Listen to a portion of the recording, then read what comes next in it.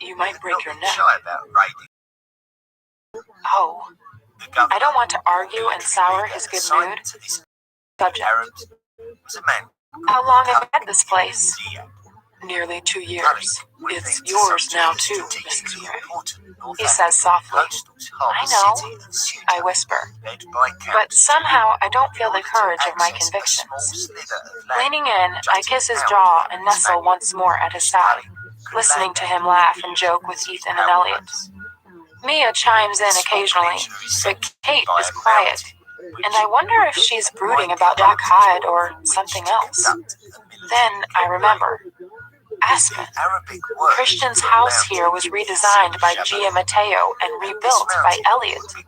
I wonder if that's what's preoccupying Kate. I can't ask her in front of Elliot, given his history with Gia. Does Kate even know about Gia's connection to the house? I frown, wondering what could be bothering her, and resolve to ask her when we're on our own. We drive through the center of Aspen, and my mood brightens as I take in the town. There are squat buildings of mostly red brick, Swiss-style chalets, and numerous little turn-of-the-century houses painted in fun colors. Plenty of banks and designer shops, too, betraying the affluence of the local populace. Of course, Christian fits in here. Why did you choose Aspen? I ask him. What? He regards me quizzically. To buy a place. Mom and Dad used to bring us here when we were kids. I learned to ski here, and I like the place. I hope you do too. Otherwise, we'll sell the house and choose somewhere else. Simple as that. He tucks a loose strand of hair behind my ear. You look lovely today, he murmurs. My cheeks heat. I'm just wearing my traveling gear, jeans and a t-shirt with a lightweight navy blue jacket. Damn it, why does he make me feel shy? He kisses me, a tender, sweet, loving kiss. Taylor drives us on out of town, and we start to climb the other side of the valley, twisting along a mountain road. The higher we go, the more excited I get, and Christian tenses beside me. What's wrong? I ask as we round a bend. I hope you like it, he says quietly. We're here. Taylor slows and turns through a gateway made of gray, beige, and red stones. He heads down the driveway and finally pulls up outside the impressive house. Double-fronted, with high-pitched roofs and built of dark wood and the same mixed stone as the gateway. It's stunning, modern and stark, very much Christian's style. Oh, he mouths at me as our guests start piling out of the van. Looks good. Come, see, he says, and excited, though anxious, blinking his eyes as if he's about to show me his science project or something. Mia runs the steps to where a woman stands in the doorway. She's tiny, and her raven-colored hair is dusted with spray. Mia flings her arms around her neck and hugs her tightly. Who's that? I ask, as Christian helps me out of the van. Mrs. Bentley. She lives here with her husband. They look after the place. Holy cow. More staff? Mia is making introductions. Ethan, then Kate. Elliot hugs Mrs. Bentley too. As Taylor unloads the van, Christian takes my hand and leads me to the front door. Welcome back, Mr. Gray. Mrs. Bentley smiles. Carmela, this is my wife, Anastasia, Christian says proudly. His tongue caresses my name, making my heart stutter.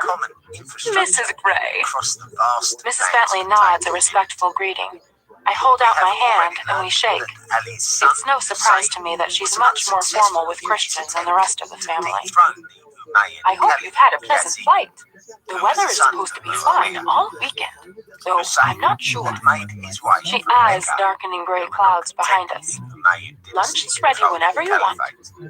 She smiles again, her dark eyes twinkling, and I warm to her immediately. Here. Christian grabs me and lifts me off my feet. What are you doing? I squeal. Carrying you over yet another threshold, Mrs. Gray. I grin as he carries me into the wide hallway, and after a brief kiss, he sets me gently down onto the hardwood floor. The interior decor is stark and reminds me of the great room at Escala. All white walls, dark wood, and contemporary abstract art. The hallway opens up into a large sitting area where 3 off-white leather couches surround a stone fireplace that dominates the room. The only color is from the soft cushions scattered on the couches. Mia grabs Ethan's hand and drags him farther into the house. Christian narrows his eyes at their departing figures, his mouth thinning. He shakes his head, then turns to me. Kate whistles loudly. Nice place. I glance around to see Elliot helping Taylor with our luggage. I wonder again if she knows that Gia had a hand in this place. Sure, Christian asks me, and whatever was going through his mind about Mia and Ethan is gone. He's radiating excitement, or is it anxiety? It's difficult to tell. Sure. Once again, I'm overwhelmed by the wealth. How much did this place cost? And I had contributed nothing to it. Briefly, I'm transported back to the first time Christian took me to Escala. I was overwhelmed then. You got used to it, my subconscious hisses at me. Christian frowns, but takes my hand, leading me through the various rooms. The state-of-the-art kitchen is all pale marble countertops and black cupboards. There's an impressive wine cellar and an expansive den downstairs, complete with a large plasma screen TV, soft couches, and a billiards table. I gape at it and blush when Christian catches me. Fancy a game? He asks, a wicked gleam in his eye. I shake my head, and his brow furrows once more. Taking my hand again, he leads me up to the first floor. There are 4 bedrooms upstairs, each with an ensuite bathroom. The master suite is something else. The bed is huge, bigger than the bed at home, and faces an enormous picture window looking out over Aspen and toward the verdant mountains. That's Ajax Mountain, or Aspen Mountain, if you like, Christian says, eyeing me warily. He's standing in the doorway, his thumbs hooked through the belt loops on his black jeans. I nod. You're very quiet, he murmurs. It's lovely, Christian. And suddenly, I'm aching to be back at Escala. In 5 long strides, he's standing in front of me, tugging at my chin and releasing my lower lip from the grip of my teeth. What is it? He asks, his eyes searching mine. You're very rich. Yes. Sometimes it just takes me by surprise how wealthy you are. We are. We are, I mutter automatically. Don't stress about this, Anna, please. It's just a house. And what did Gia do here, exactly? Gia? He raises his eyebrows in surprise. Yes, she remodeled this place? She did. She designed the den downstairs. Elliot did the bill. He rakes his hand through his hair and frowns at me. Why are we talking about Gia? Did you know she had a fling with Elliot? Christian gazes at me for a moment, his expression unreadable. Elliot's fucked most of Seattle, Anna. I gasp. Mainly women, I understand. Christian jokes. I think he's amused by my expression. No! Christian nods. It's none of my business. He holds his palms up. I don't think Kate knows. I'm not sure he broadcasts that information. Kate seems to be holding her own. I'm shocked. Sweet, unassuming, blonde, blue-eyed Elliot? I stare in disbelief. Christian tilts his head to one side, scrutinizing me. This can't just be about Gia or Elliot's promiscuity. I know. I'm sorry. After all that's happened this week, it's just... I shrug, feeling tearful all of a sudden. Christian seems to sag with relief. Pulling me into his arms, he holds me tightly, his nose in my hair. I know. I'm sorry too. Let's relax and enjoy ourselves, okay? You can stay here and read, watch god-awful TV, shop, go hiking, fishing even, whatever you want to do. And forget what I said about Elliot. That was indiscreet of me. Goes some way to explain why he's always teasing you, I murmur, nuzzling his chest. He really has no idea about my past. I told you, my family assumed I was gay. Celibate, but gay. I giggle and begin to relax in his arms. I thought you were celibate. How wrong I was. I wrap my arms around him, marveling at the ridiculousness of Christians being gay. Mrs. Gray, are you smirking at me? Maybe a little, I acquiesce. You know, what I don't understand is why you have this place. What do you mean? He kisses my hair. You have the boat, which I get. You have the place in New York for business. But why here? It's not like you shared it with anyone. Christian stills and is silent for several beats. I was waiting for you, he says softly, his eyes dark gray and luminous. That's such a lovely thing to say. It's true. I didn't know it at the time. He smiles his shy smile. I'm glad you waited. You are worth waiting for, Mrs. Gray. He tips my chin up with his finger, leans down, and kisses me tenderly. So are you. I smile, though I feel like I cheated. I didn't have to wait long for you at all. He grins. Am I that much of a prize? Christian, you are the state lottery, the cure for cancer, and the 3 wishes from Aladdin's lamp, all rolled into one. He raises a brow. When will you realize this? I scold him. You were a very eligible bachelor, and I don't mean all this. I wave dismissively at our plush surroundings. I mean, in here. I place my hand over his heart, and his eyes widen. My confident, sexy husband has gone, and I'm facing my lost boy.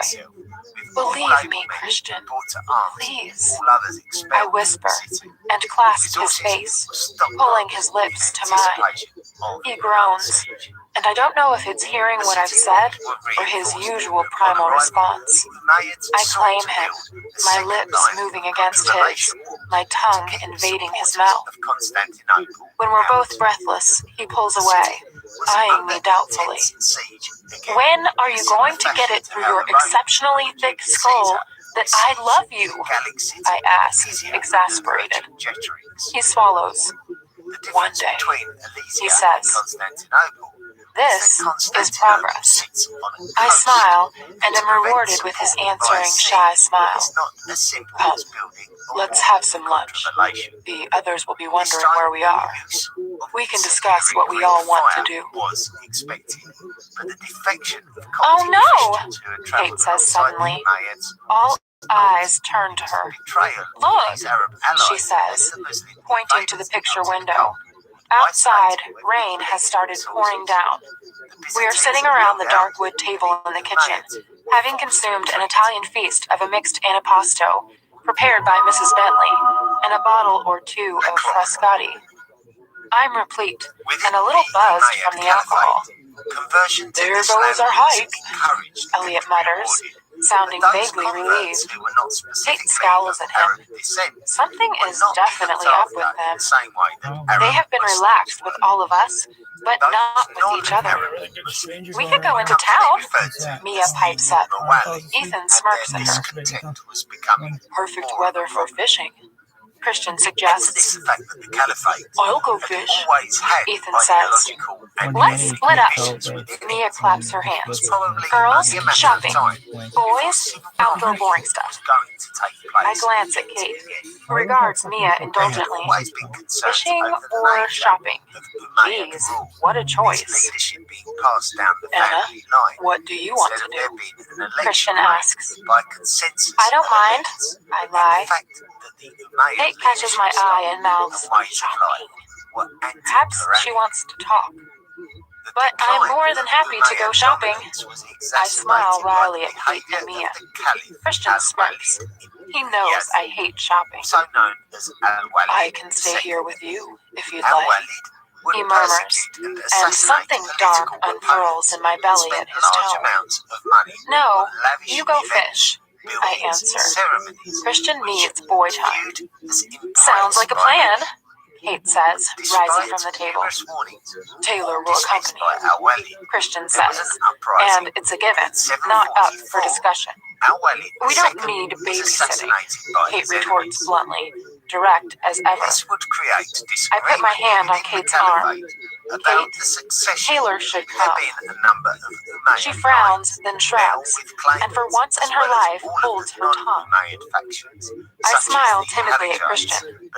His expression remains impassive. Oh, I hope he's not mad at Kate. Elliot frowns. I need to pick up the battery for my watch in town. He glances quickly at Kate, and I spot his slight blush. She doesn't notice because she is pointedly ignoring him. Take the Audi, Elliot. When you come back, we can go fishing, Christian says. Yeah, Elliot mutters, but he seems distracted. Good plan. In here! Grabbing my hand, Mia hauls me into a designer boutique that's all pink silk and faux French distressed rustic furniture. Kate follows us while Taylor waits outside, sheltering under the awning from the rain. Aretha is belting out Say a Little Prayer over the store's hi-fi system. I love this song. I should put it on Christian's iPod.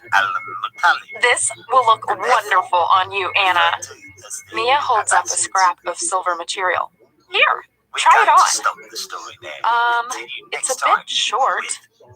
You'll look fantastic in it. Christian will love it. You think? Mia beams at me. Anna, you have legs to die for, and if we go clubbing tonight... She smiles, sensing an easy kill. You'll look hot for your husband. I blink at her, slightly shocked. We're going clubbing? I don't do clubbing. Kate laughs at my expression. She seems more relaxed now that she's away from Elliot. We should throw some shapes this evening, she says. Go! Try it on, Mia orders, and reluctantly I head for the changing room. While I wait for Kate and Mia to emerge from the dressing room, I stroll to the shop window and look out, unseeing, across the main street. The Soul compilation continues.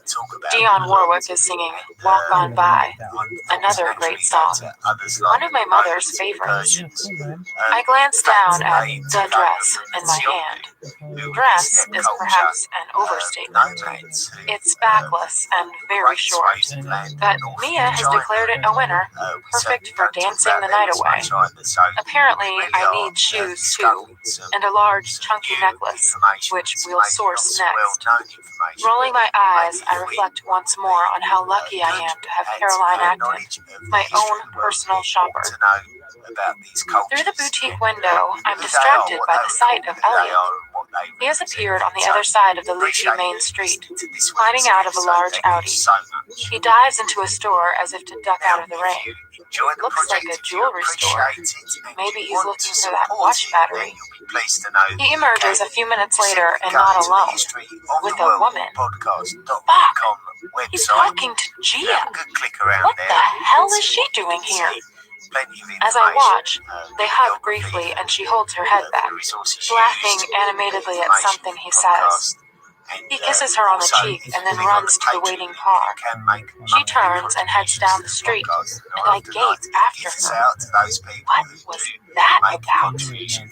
I turn anxiously toward the dressing rooms, but there's still no sign of Kate or Mia. I glance at Taylor, where he's waiting outside the store. He catches my eye, then shrugs. He's witnessed Elliot's little encounter too. I blush, embarrassed to have been caught snooping. Turning back, Mia and Kate emerge, both of them laughing. Kate looks at me quizzically. What's wrong, Anna? She asks. You gone cold on the dress? You look sensational in it. No. Are you okay? Kate's eyes widened. I'm fine. Shall we pay? I head to the cashier, joining Mia, who has chosen 2 skirts. Good afternoon, ma'am. The young sales assistant, who has more gloss coating her lips than I have ever seen in one place, smiles at me. That'll be $850. What? For this scrap of material? I blink at her and meekly hand over my black Amex. Mrs. Gray. Miss Lip Gloss purrs. I follow Kate and Mia in a daze for the next 2 hours, warring with myself. Should I tell Kate? My subconscious firmly shakes her head. Yes, I should tell her. No, I shouldn't. It could just have been an innocent meeting. Shit! What should I do? Well, do you like the shoes, Anna? Mia has her fists on her hips. Yeah, sure. I end up with a pair of unfeasibly high Manolo Blahniks with straps that look like they were made from mirrors. They match the dress perfectly and set Christian back just over $1,000. I'm luckier with the long silver chain that Kate insists I buy. It's a bargain at $84. Getting used to having money? Kate asks, not unkindly, as we walk back to the car. Mia has skipped ahead. You know this isn't me, Kate. I'm kind of uncomfortable about all this, but I'm reliably informed it's part of the package. I purse my lips at her, and she puts her arm around me. You'll get used to it, Anna, she says sympathetically. You'll look great. Kate, how are you and Elliot getting along? I ask. Her wide blue eyes dart to mine. Oh no. She shakes her head. I don't want to talk about it now. She nods toward Mia. But things are... She doesn't finish her sentence. This is unlike my tenacious Kate. Shit. I knew something was up. Do I tell her what I saw? What did I see? Elliot and Miss Well-Groomed Sexual Predator talking, hugging, and that kiss on the cheek. Surely they are just old friends. No, I won't tell her. Not right now. I give her my, I completely understand and will respect your privacy nod. She reaches for my hand and gives it a grateful squeeze. And there it is, a swift glimpse of pain and hurt in her eyes that she quickly stifles with a blink. I feel a sudden surge of protectiveness for my dear friend. What the hell is Elliot Van Hoor Gray playing at? Once back at the house, Kate decides we deserve cocktails after our shopping extravaganza and whips up some strawberry daiquiris for us. We curl up on the sitting room couches in front of the blazing log fire. Elliot has just been a little distant lately, Kate murmurs, gazing into the flames. Kate and I finally have a moment to ourselves as Mia puts away her purchases. Oh? And I think I'm in trouble for getting you into trouble. You heard about that? Yes. Christian called Elliot. Elliot called me. I roll my eyes. Oh, 50-50-50. I'm sorry. Christian is protective. You haven't seen Elliot since Cocktailgate? No. Oh. I really like him, Anna, she whispers. And for one dreadful minute, I think she's going to cry. This is not like Kate. Does this mean the return of the pink pajamas? She turns to me. I've fallen in love with him. At first, I thought it was just the great sex. But he's charming and kind and warm and funny. I could see us growing old together. You know, kids, grandkids, the works. You're happily ever after, I whisper. She nods sadly. Maybe you should talk to him. Try to find some alone time here. Find out what's eating him. Who's eating him? My subconscious snarls. I slap her down, shocked at the weirdness of my own thoughts. Perhaps you guys could go for a walk tomorrow morning? We'll see. Hate. I hate seeing you like this. She smiles weakly, and I lean over to hug her. I resolve not to mention Gio, though I might mention it to the man or himself. Mess with my friend's affections like this. Turns, and we move on to safer territory. The fire hisses and spits sparks onto the hearth as I feed it the last log. We're almost out of wood. Even though it's summer, the fire is very welcome on this wet day. Mia, do you know where the wood for the fire is kept? I ask as she sips her daiquiri. I think it's in the garage. I'll go find some. It'll give me an opportunity to explore. The rain has eased off when I venture outside and head to the 3-car garage adjoining the house. The side door is unlocked and I enter, switching on the light to fight the gloom. The fluorescent strips ping noisily to life. There's a car in the garage, and I realize it's the Audi I saw Elliot in this afternoon. There are also 2 snowmobiles, but what really grabs my attention are the 2 trail bikes, both 125cc. Memories of Ethan bravely endeavoring to teach me how to ride last summer flash through my mind. Unconsciously, I rub my arm where I badly bruised it in a fall. You ride? Elliot asks from behind me. I whirl around. You're back. It would appear so. He grins, and I realize that Christian might say the same thing to me, but without the huge, heart-melting grin. Well, he asks, man whore? Sort of. Do you want to go? I snort. No. I don't think Christian would be very happy if I did. Christian's not here. Elliot smirks. Oh, it's a family trait, and waves his arm to indicate we're alone. He strolls toward the nearest bike and swings a long, denim-clad leg over the saddle, sitting astride and grabbing the handlebars. Christian has, issues about my safety? I shouldn't. You always do what he says.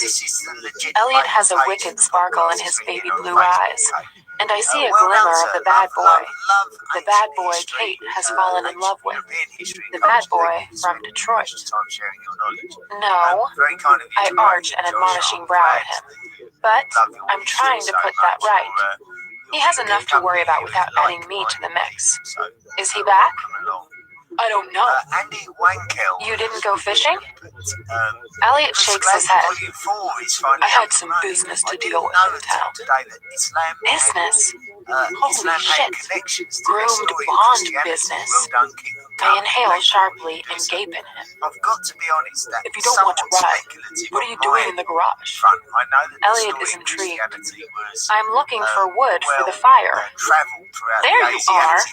Oh, Elliot. You're back. Kate interrupts us. Hey, baby. He smiles broadly. Catch anything? I scrutinize Elliot's reaction. No, I had a few things to take care of in town. And for one brief moment, I see a flash of uncertainty cross his face.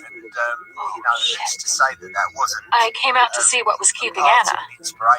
Kate looks at us, confused. We were just shooting the breeze, Elliot says, and the tension crackles between them. We all pause as we hear a car pull up outside. Oh, Christian's back. Thank heavens. The garage door opener whirs loudly into action, startling us all, and the door slowly lifts to reveal Christian and Ethan unloading a black flatbed truck. Christian stops when he sees us standing in the garage. Garage band? He asks sardonically as he wanders in, heading straight for me. I grin. I am relieved to see him. Beneath his wading jacket, he's wearing the coveralls I sold him at Clayton's. Hi, he says. looking quizzically at me and ignoring both Kate and Elliot. Hi, nice coveralls. Lots of pockets. Very handy for fishing. His voice is soft and seductive, for my ears only, and when he gazes down at me, his expression is hot. I flush, and he smiles a huge, no-holds-barred, all-for-me smile. You're wet, I murmur. It was raining. What are you guys doing in the garage? Finally, he acknowledges that we are not alone. Anna came to fetch some wood. Elliot arches an eyebrow. Somehow, he manages to make that sentence sound smutty. I tried to tempt her to take a ride. He is a master of the double entendre. Christian's face falls and my heart stills. She said no, that you wouldn't like it. Elliot says kindly, and innuendo-free. Christian's gray gaze swings back to me. Did she now? He murmurs. Listen, I'm all for standing around discussing what Anna did next, but shall we go back inside? Kate snaps. She stoops down, snatches up 2 logs, and turns on her heel, stomping toward the door. Oh shit, Kate is mad. But I know it's not at me. Elliot sighs and, without a word, follows her out. I gaze after them, but Christian distracts me. You can ride a motorcycle? He asks, his voice laced with disbelief. Not very well. Ethan taught me. His eyes frost immediately. You made the right decision, he says, his voice much cooler. The ground's very hard at the moment, and the rain's made it treacherous and slippery. Where do you want the fishing gear? Ethan calls from outside. Leave it, Ethan. Taylor will take care of it. What about the fish? Ethan continues, his voice vaguely taunting. You caught a fish? I ask, surprised. Not me. Kavanaugh did. And Christian pouts, prettily. I burst out laughing. Mrs. Bentley will deal with that, he calls back. Ethan grins and heads into the house. Am I amusing you, Mrs. Gray? Very much so. You're wet. Let me run you a bath. As long as you join me. He leans down and kisses me. I fill the large egg-shaped tub in the ensuite bathroom and pour in some expensive bath oil, which starts to foam immediately. The aroma is heavenly. Jasmine, I think. Back in the bedroom, I start to hang the dress while the bath fills. Did you have a good time? Christian asks as he enters the room. He's just in a t-shirt and sweatpants, his feet bare. He closes the door behind him. Yes, I murmur, drinking him in. I have missed him. Ridiculous. It's only been what, a few hours? He cocks his head to one side and gazes at me. What is it? I was thinking how much I've missed you. You sound like you have it bad, Mrs. Gray. I have, Mr. Gray. He strolls toward me until he's standing in front of me. What did you buy? He whispers, and I know it's to change the topic of conversation. A dress, some shoes, a necklace. I spent a great deal of your money. I glance up at him, guiltily. He's amused. Good, he murmurs, and tucks a stray lock of hair behind my ear. And for the billionth time, our money. He tugs my chin, releasing my lip from my teeth, and runs his index finger down the front of my t-shirt, down my sternum, between my breasts, down my stomach, and over my belly to the hem. You won't be needing this in the bath, he whispers, and gripping the hem of my t-shirt in both hands, slowly pulls it up. Lift your arms. I comply, not taking my eyes off his, and he drops my t-shirt on the floor. I thought we were just having a bath. My pulse quickens. I want to make you good and dirty first. I've missed you too. He leans down and kisses me. Shit! The water! I struggle to sit up, all post-orgasmic and dazed. Christian doesn't release me. Christian! The bath! I gaze down at him from my prone position across his chest. He laughs. Relax. It's a wet room. He rolls over and kisses me quickly. I'll switch off the faucet. He climbs gracefully off the bed and strolls into the bathroom. My eyes greedily follow him all the way. My husband, naked and soon to be wet. I bound out of bed. We sit at opposite ends of the bath, which is very full. So full that whenever we move, water laps over the side and splashes to the floor. It's very decadent. Even more decadent is Christian washing my feet, massaging the soles, pulling gently on my toes. He kisses each one and gently bites my little toe. Ah! I feel it. There, in my groin. Like that. He breathes. I mumble incoherently. He starts massaging again. Oh, this feels good. I close my eyes. I saw Gia in town. I murmur. Really? I think she has a place here. He says dismissively. He's not interested in the slightest. She was with Elliot. Christian stops massaging. That got his attention. When I open my eyes, his head is inclined to one side, like he doesn't understand. What do you mean, with Elliot? He asks, perplexed rather than concerned. I explain what I saw. Anna, they're just friends. I think Elliot is pretty stuck on Kate. He pauses, then adds more quietly. In fact, I know he's pretty stuck on her. And he gives me his, I have no idea why, look. Kate is gorgeous! I bristle, championing my friend. He snorts. Still glad it was you who fell into my office. He kisses my big toe, releases my left foot, and picks up my right before beginning the massage process again. His fingers are so strong and supple. I relax again. I do not want to fight about Kate. I close my eyes and let his fingers work their magic on my feet. I gape at myself in the full-length mirror, not recognizing the vixen that stares back at me. Kate has gone all out and played Barbie with me this evening, styling my hair and makeup. My hair is full and straight, my eyes ringed with kohl, my lips scarlet red. I look hot. I'm all legs, especially in the high-heeled Manolos, and my indecently short dress. I need Christian to approve, though I have a horrible feeling he won't like so much of my flesh exposed. In view of our entente cordiale, I decide I should ask him. I pick up my BlackBerry. From Anastasia Gray. Subject, does my butt look big in this?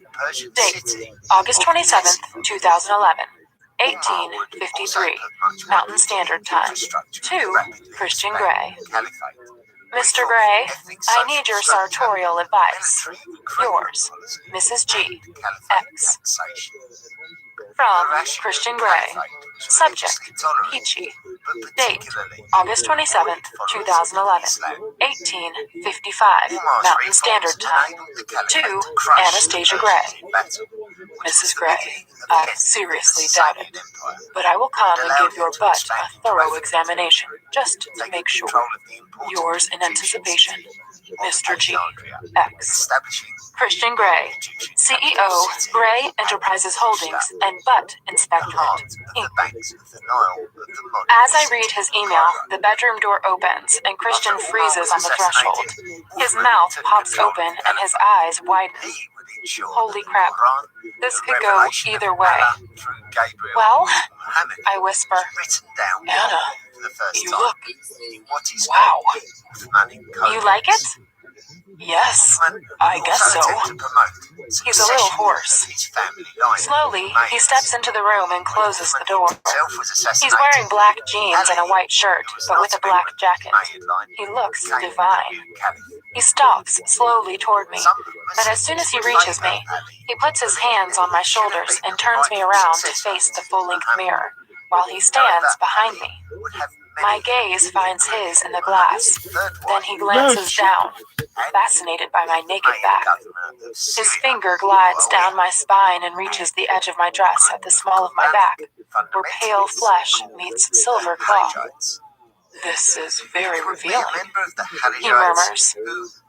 His hand skims lower, over my backside and down to my naked thigh. He pauses, gray eyes burning intently into blue.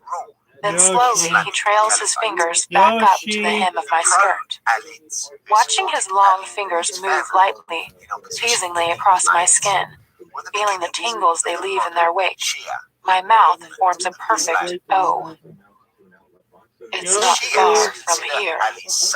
He touches the hem, then moves his fingers higher. To here, he whispers. I gasp as his fingers stroke my sex, moving tantalizingly over my panties, feeling me, teasing me. And your point is? I whisper. My point is, it's not far from here. His fingers glide over my panties, then one is inside against my soft, dampened flesh. To here, and then to here. He slips a finger inside me. I gasp and make a soft mewling sound. This is mine, he murmurs in my ear. Closing his eyes, he moves his fingers slowly in and out of me. I don't want anyone else to see this. My breath stutters, my panting matching the rhythm of his finger. Watching him in the mirror, doing this, it's beyond erotic. So, be a good girl and don't bend down, and you should be fine. You approve? I whisper. No, but I'm not going to stop you from wearing it. You look stunning, Anastasia. Abruptly, he withdraws his finger, leaving me wanting more, and he moves around to face me. He places the tip of his invading finger on my lower lip. Instinctively, I pucker my lips and kiss it, and I'm rewarded with a wicked grin. He puts his finger in his mouth, and his expression informs me that I taste good. Real good. I flush. Will it always shock me when he does that? He grasps my hand. Come, he orders softly. I want to retort that I was about to, but in light of what happened in the playroom yesterday, I decide against it. We are waiting for dessert in a plush, exclusive restaurant in town. It's been a lively evening so far, and Mia is determined it should continue and that we must go clubbing. Right now, she's sitting silently for once, hanging on Ethan's every word, as he and Christian talk. Mia is obviously infatuated with Ethan, and Ethan is, well, it's difficult to tell. I don't know if they are just friends or if there's something more. Christian seems at ease. He's been talking animatedly with Ethan. They obviously bonded over the fly fishing. They're talking about psychology mainly. Ironically, Christian sounds the more knowledgeable. I snort softly as I half listen to their conversation, sadly acknowledging that his expertise is the result of experience with so many shrinks. You're the best therapy. His words, whispered while we were making love once, echo in my head. Am I? Oh, Christian, I hope so. I glance over at Kate. She looks beautiful, but then she always does. She and Elliot are less lively. He seems nervous, his jokes a little too loud and his laugh a little off. Have they had a fight? What's eating him? Is it that woman? My heart sinks at the thought that he might hurt my best friend. I glance at the entrance, half expecting to see Gia calmly saunter her well-groomed ass across the restaurant to us. My mind is playing tricks. I suspect it's the amount of alcohol I've had. My head is beginning to ache. Abruptly, Elliot startles us all by standing and pulling his chair back so it scrapes across the tile floor. All eyes turn to him. He gazes down at Kate for one moment, and then drops to one knee beside her. Oh my God. He reaches for her hand, and silence settles like a blanket over the entire restaurant as everyone stops eating, stops talking, stops walking, and stares. My beautiful Kate, I love you. Your grace, your beauty, and your fiery spirit have no equal, and you have captured my heart. Spend your life with me. Marry me. Holy shit. Chapter 14. The attention of the entire restaurant is trained on Kate and Elliot, waiting with bated breath as one. The anticipation is unbearable. Silence stretches like a taut rubber band. The atmosphere is oppressive, apprehensive, and yet hopeful. Kate stares blankly at Elliot as he gazes up at her, his eyes wide with longing, fear even. Holy crap, Kate. Put him out of his misery, please. Jeez, he could have asked her privately. A single tear trickles down her cheek, though she remains expressionless. Shit. Kate? Crying? Then she smiles. A slow, disbelieving, I've found Nirvana smile. Yes, she whispers, a breathy, sweet acceptance. Not Kate-like at all. For one nanosecond, there's a pause as the entire restaurant exhales a collective sigh of relief. And then the noise is deafening. Spontaneous applause, cheering, catcalls, whooping, and suddenly I have tears rolling down my face, smudging my Barbie meets Joan Jett makeup. Oblivious to the commotion around them, the two are locked in their own little world. From his pocket, Elliot produces a small box, opens it, and presents it to Kate. A ring. And from what I can see, an exquisite ring. But I need a closer look. Is that what he was doing with Gia? Choosing a ring? Shit.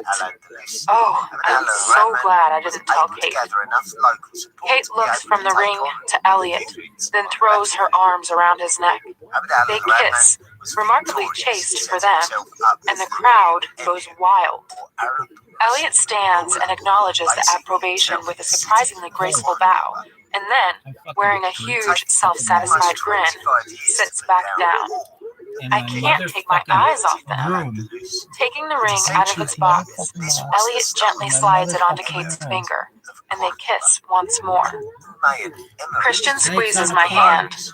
I didn't realize I'd been gripping his so tightly. I release him, a little embarrassed, and he shakes his hand, mouthing, "Ow!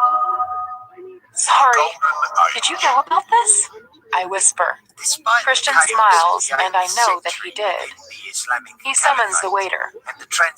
2 bottles of the Cristal, please. The 2002, if you have it. I smirk at him. What? He asks. Because the 2002 is so much better than the 2003? I tease. He laughs. To the discerning palate, Anastasia. You have a very discerning palate, Mr. Gray. And singular tastes. I smile. That I do, Mrs. Gray. He leans in close. You taste best, he whispers, and he kisses a certain spot behind my ear, sending little shivers down my spine. I blush scarlet and fondly remember his earlier demonstration of the quite literal shortcomings of my dress. Mia is the first up to hug Kate and Elliot, and we all take turns congratulating the happy couple. I clutch Kate in a fierce hug. See? He was just worried about his proposal, I whisper. Oh, Anna!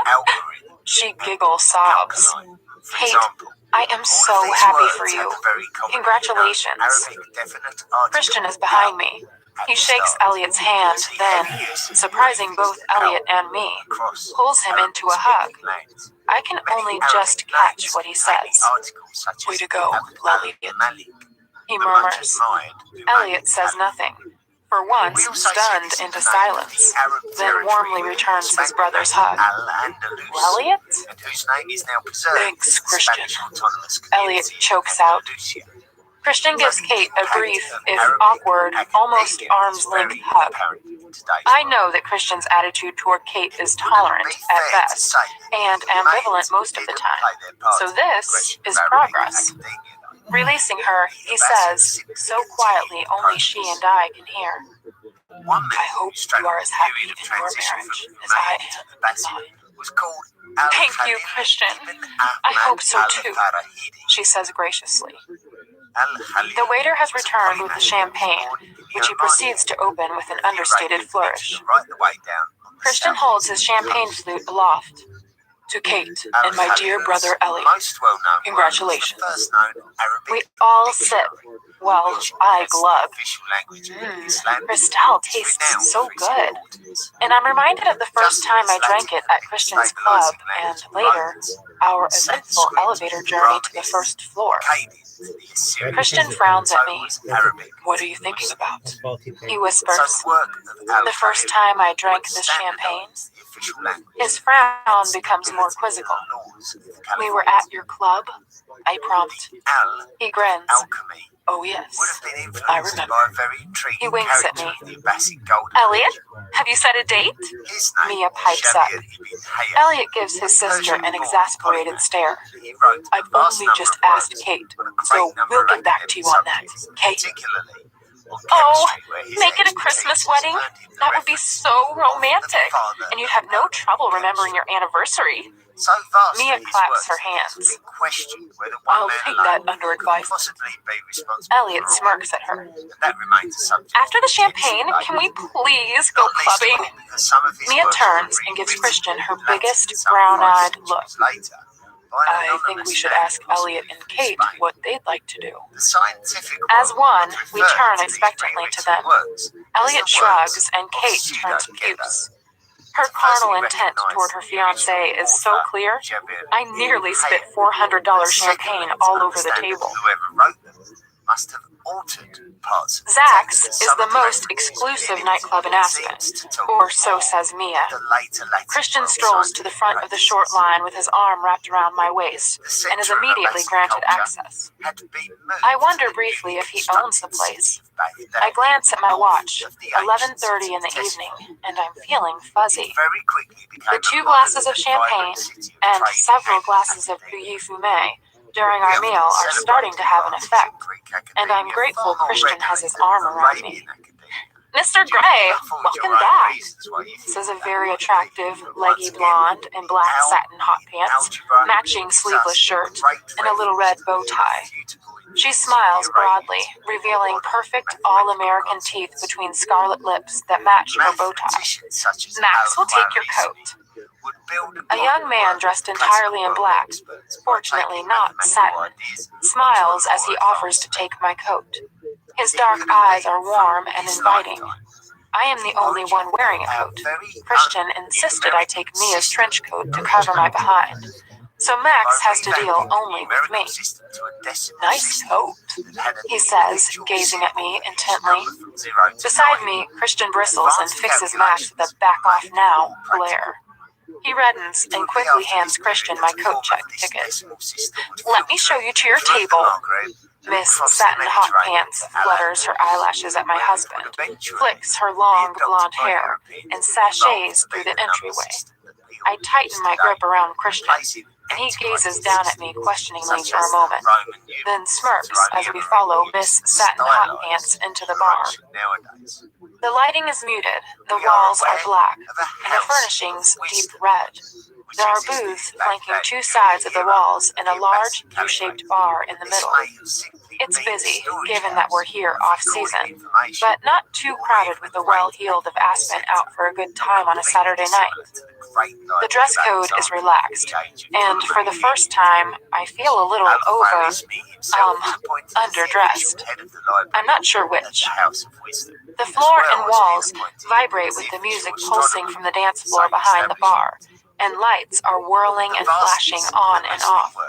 In my heady state, I idly think it's an epileptic's nightmare. Satin Hot Pants leads us to a corner booth that's been roped off. It's near the bar with access to the dance floor. Clearly, the best seats in the house. There'll be someone along to take your order shortly. She gives us her full megawatt smile and, with a final flutter of eyelashes at my husband, sachets back from where she came. Mia is already jigging from foot to foot, itching to get onto the dance floor, and Ethan takes pity on her. Champagne? Christian asks as they head off, holding hands toward the dance floor. Ethan gives him a thumbs up, and Mia nods enthusiastically. Kate and Elliot sit back on the soft velvet seating, hand in hand. They look so happy, their features soft and radiant in the glow from the tea lights flickering in crystal holders on the low table. Christian gestures for me to sit, and I scoot in beside Kate. He takes a seat beside me and anxiously scans the room. Show me your ring! I raise my voice over the music. I will be hoarse by the time we leave. Kate beams at me and holds up her hand. The ring is exquisite. A single solitaire in a fine, elaborate claw, with tiny diamonds on either side. It has a retro Victorian look to it. It's beautiful. She nods in delight and, reaching over, squeezes Elliot's thigh. He leans down and kisses her. Get a room! I call out. Elliot grins. A young woman with short dark hair and a mischievous smile, wearing the regulation black satin hot pants, comes to take our order. What do you want to drink? Christian asks.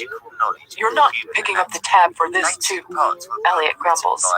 Don't start that shit, Elliot, Christian says mildly. Despite the objections of Kate, Elliot, and Ethan, Christian has paid for the meal we just consumed. He simply waved them aside and would not hear of anyone else paying. I gaze at him lovingly. My 50 shades, always in control. Elliot opens his mouth to say something, but, wisely perhaps, closes it again. I'll have a beer, he says. Kate? Christian asks. More champagne, please. The Cristal is delicious, but I'm sure Ethan would prefer a beer. She smiles sweetly, yes, sweetly, at Christian. She is incandescent with happiness. I feel it radiating off her, and it's a pleasure to bask in her joy. Anna, champagne, please. Bottle of Cristal, 3 Peronis, and a bottle of iced mineral water. 6 glasses. He says, in his usual, authoritative, no-nonsense manner. It's kinda hot. Thank you, sir. Coming right up. Miss Hot Pants number 2 gives him a gracious smile, but he's spared the fluttering of eyelashes, though her cheeks redden a little. I shake my head in resignation. He's mine, girlfriend. What? He asks me. She didn't flutter her eyelashes at you. I smirk. Oh, was she supposed to? He asks, failing to hide his mirth. Women usually do. My tone is ironic. He grins. Mrs. Gray, are you jealous? Not in the slightest. I pout at him, and I realize in that moment that I am beginning to tolerate women ogling my husband. Almost. Christian clasps my hand and kisses my knuckles. You have nothing to be jealous of, Mrs. Gray. He murmurs close to my ear, his breath tickling me. I know. Good. The waitress returns, and moments later I'm sipping another glass of champagne. Here. Christian hands me a glass of water. Drink this. I frown at him and see, rather than hear, his sigh. 3 glasses of white wine at dinner and 2 of champagne, after a strawberry daiquiri and 2 glasses of biscotti at lunchtime. Drink. Now, Anna. How does he know about the cocktails this afternoon? I scowl at him, but actually, he does have a point. Taking the glass of water, I down it in a most unladylike manner to register my protest at being told what to do. Again. I wipe my hand across the back of my mouth. Good girl, he says, smirking. You've vomited on me once already. I don't wish to experience that again in a hurry. I don't know what you're complaining about. You got to sleep with me. He smiles and his eyes soften. Yeah, I did. Ethan and Mia are back. Ethan's had enough for now. Come on, girls. Let's hit the floor. Strike a pose. Throw some shapes. Work off the calories from the chocolate mousse. Kate stands immediately. Coming? She asks Elliot. Let me watch you, he says, and I have to look away quickly, blushing at the look he gives her. She grins as I stand. I'm going to burn some calories, I say, and leaning down, I whisper in Christian's ear, you can watch me. Don't bend over, he growls. Okay, I stand abruptly. Whoa, head rush. And I clutch Christian's shoulder as the room shifts and tilts a little. Perhaps you should have some more water, Christian murmurs, a warning clear in his voice. I'm fine. These seats are low and my heels are high. Kate takes my hand, and taking a deep breath, I follow her and Mia, perfectly poised, onto the dance floor. The music is pulsing, a techno beat with a thumping bass line. The dance floor isn't crowded, which means we have some space. The mix is eclectic, young and old alike dancing the night away. I have never been a good dancer. In fact, it's only since I've been with Christian that I dance at all. Kate hugs me. I'm so happy, she shouts over the music, and she starts to dance. Mia is doing what Mia does, grinning at the pair of us, throwing herself around. Geez, she's taking up a lot of room on the dance floor. I glance back toward the table. Our men are watching us. I start to move. It's a pulsing rhythm. I close my eyes and surrender to it. I open my eyes to find the dance floor filling up. Kate, Mia, and I are forced closer together. And to my surprise, I find I'm actually enjoying myself. I begin to move a little more, bravely. Kate gives me 2 thumbs up, and I beam back at her. I close my eyes. Why did I spend the first 20 years of my life not doing this? I chose reading over dancing. Jane Austen didn't have great music to move to, and Thomas Hardy... Geez, he'd have felt guilty as sin that he wasn't dancing with his first wife. I giggle at the thought. It's Christian. He has given me this confidence in my body and how I can use it. Suddenly, there are 2 hands on my hips. I grin. Christian has joined me. I wiggle. His hands move to my behind and squeeze, then back to my hips. I open my eyes and Mia is gaping at me in horror. Shit, am I that bad? I reach down to hold Christian's hands. They're hairy. Fuck, they're not his. I whirl around and towering over me is a blonde giant with more teeth than is natural and a leering smile to showcase them. Get your hands off me! I scream over the pounding music, apoplectic with rage. Come on, sugar, it's just some fun. He smiles, holding his ape-like hands up, his blue eyes gleaming under the pulsing ultraviolet lights. Before I know what I'm doing, I slap him hard across the face. Ow! Shit! My hand! It stings! Get away from me! I shout. He gazes down at me, cupping his red cheek. I thrust my uninjured hand in front of his face, spreading my fingers to show him my rings. I'm married, asshole! He shrugs rather arrogantly and gives me a half-hearted apologetic smile. I glance around frantically. Mia is at my right, glaring at blonde giant. Kate is lost in the moment doing her thing. Christian is not. at the table. Oh, I hope he's gone to the restroom. I step back into a front I know well. Oh, shit. Christian puts his arm around my waist and moves me to his side. Keep your fucking hands off my wife, he says. He's not shouting, but somehow he can be heard over the music. Holy shit. She can take care of herself. Blonde giant shouts. His hand moves from his cheek where I've slapped him, and Christian hits him. It's like I'm watching it in slow motion. A perfectly timed punch to the chin that moves at such speed, but with so little wasted energy. Blonde giant doesn't see it coming. He crumples to the floor like the scumbag he is. Fuck. Christian, no! I gasp in panic, standing in front of him to hold him back. Shit, you'll kill him. I already hit him, I shout over the music. Christian doesn't look at me. He's glaring at my assailant with a malevolence I've not seen before flaring in his eyes.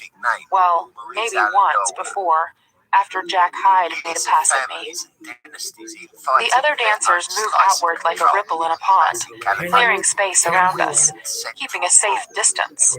Blonde giant scrambles to his feet as Elliot joins us. Oh no, Kate is with me, gaping at all of us. Elliot grasps Christian's arm as Ethan appears too.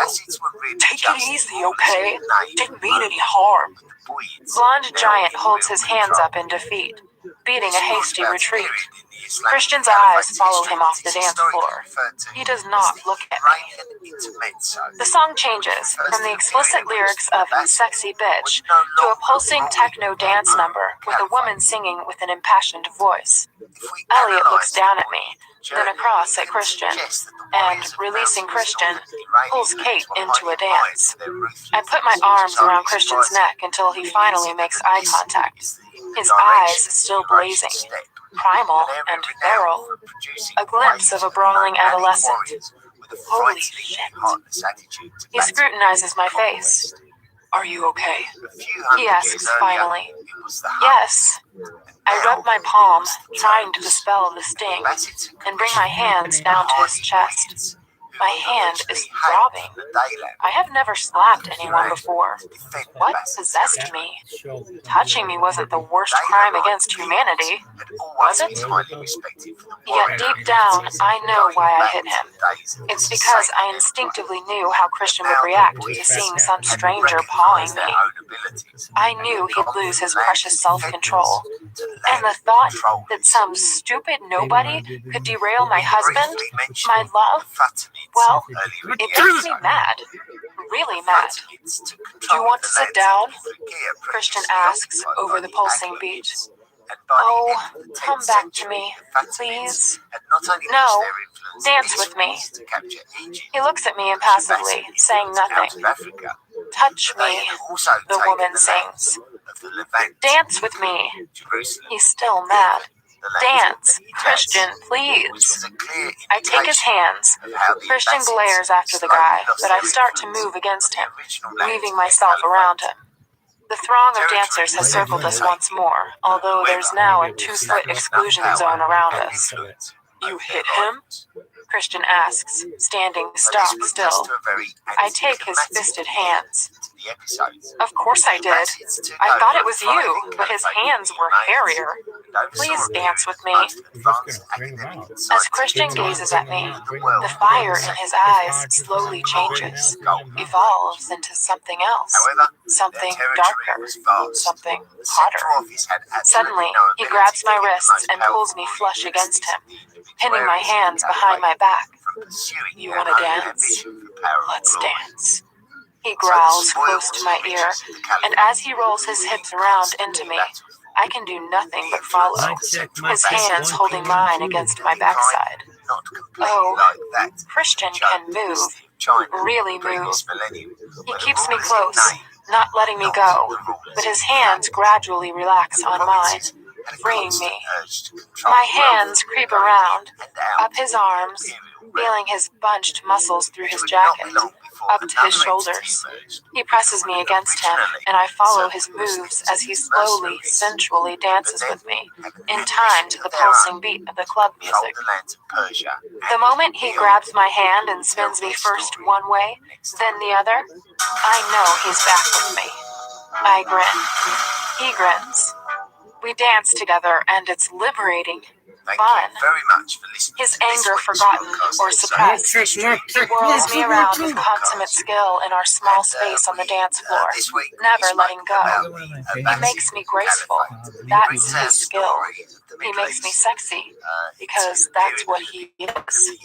He makes me feel loved, because in spite of his 50 shades, he has a wealth of love to give.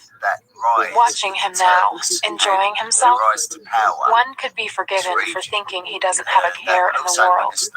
I know his love is clouded with issues of overprotectiveness and control, but it doesn't make me love him any less. I am breathless when the song morphs to another. Can we sit? I gasp. Sure. He leads me off the dance floor. You've made me rather hot and sweaty, I whisper as we return to the table. He pulls me into his arms. I like you hot and sweaty, though I prefer to make you hot and sweaty and pregnant. He purrs, and a lascivious smile tugs at his lips. As I sit, it's as if the incident on the dance floor never happened. I'm vaguely surprised we haven't been thrown out. I glance around the bar. No one is looking at us, and I can't see Blonde Giant. Maybe he left, or maybe he's been thrown out. Kate and Elliot are being indecent on the dance floor. Ethan and Mia, less so. I take another sip of champagne. Here. Christian puts another glass of water before me and regards me intently. His expression is expectant. Drink it. Drink it now. I do as I'm told. Besides, I'm thirsty. He lifts a bottle of Peroni from the ice bucket on the table and takes a long drink. What if there had been press here? I ask. Christian knows immediately that I'm referring to his knocking Blonde Giant on his ass. I have expensive lawyers, he says coolly, all at once arrogance personified. I frown at him. But you're not above the law, Christian. I did have the situation under control. His eyes frost. No one touches what's mine, he says with chilling finality, as if I'm missing the obvious. Oh. I take another sip of my champagne. All of a sudden I feel overwhelmed. The music is loud, pounding, my head and feet are aching, and I feel woozy. He grasps my hand. Come, let's go. I want to get you home, he says. Kate and Elliot join us. You going? Kate asks, and her voice is hopeful. Yeah, you expect me to leave? I giggle. You want to stay? He cocks his head to one side, his expression amused. You are one kinky son of a bitch. Out! I don't want you to watch me pee. That's a step too far. I stand and wave him out of the bathroom. When I emerge from the bathroom, he's changed into his pajama bottoms. Christian in PJs. Mesmerized, I gaze at his abdomen, his muscles, and his happy trail. It's distracting. He strides over to me. Enjoying the view? He asks wryly. Always. I think you're slightly drunk, Mr. Gray. I think, for once, I have to agree with you, Mr. Gray. Let me help you out of what little there is of distress. It really should come with a health warning. He turns me around and undoes the single button at the neck. You're so mad, I murmur. Yes, I was. At me? No, not at you. He kisses my shoulder. For once. I smile. Not mad at me. This is progress. Makes a nice change. Yes, it does. He kisses my other shoulder, then tugs my dress down over my backside and onto the floor. He removes my panties at the same time, leaving me naked. Reaching up, he takes my hand. Step, he commands, and I step out of the dress, holding his hand for balance. He stands and tosses my dress and panties onto the chair with me as trench coat. Arms up, he says softly. He slips his t-shirt over my head and pulls it down, covering me up. I am ready for bed. He pulls me into his arms and kisses me, my minty breath mingling with his. As much as I'd love to bury myself in you, Mrs. Gray, you've had too much to drink. You're at nearly 8,000 feet, and you didn't sleep well last night. Come, get into bed. He pulls back the duvet, and I climb in. He covers me up and kisses my forehead once more. Close your eyes. When I come back to bed, I'll expect you to be asleep. It's a threat, a command. It's Christian. Don't go, I plead. I have some calls to make, Anna. It's Saturday. It's late. Please. He runs his hands through his hair. Anna, if I come to bed with you now, you won't get any rest. Sleep. He's adamant.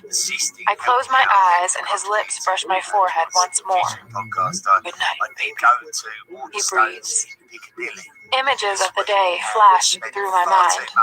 Christian hauling me over his shoulder in the plane, his anxiety as to whether or not I'd like the house, making love this afternoon, the bath, his reaction to my dress, decking blonde giant. My palm tingles at the memory, and then Christian putting me to bed. Who would have thought? I grin widely, the word progress running around my brain as I drift. Chapter 15. I am too warm. Christian warm. His head is on my shoulder, and he's breathing softly on my neck while he sleeps. His legs threaded through mine, his arm around my waist. I linger on the edge of consciousness, aware that if I wake fully, I'll wake him too, and he doesn't sleep enough. Hazily, my mind wanders through the events of yesterday evening. I drank too much. Boy, did I drink too much. I'm amazed Christian let me. I smile as I remember him putting me to bed. That was sweet, real sweet, and unexpected. I conduct a quick mental inventory of how I'm feeling. Stomach? Fine. Head? Surprisingly fine, but fuzzy. My palm is still red from last night. Sheesh. Idly, I think about Christian's palms when he spanked me. I squirm, and he wakes. What's wrong? Sleepy gray eyes search mine. Nothing. Good morning. I run the fingers of my uninjured hand through his hair. Mrs. Gray, you look lovely this morning, he says, kissing my cheek, and I light up from within. Thank you for taking care of me last night. I like taking care of you.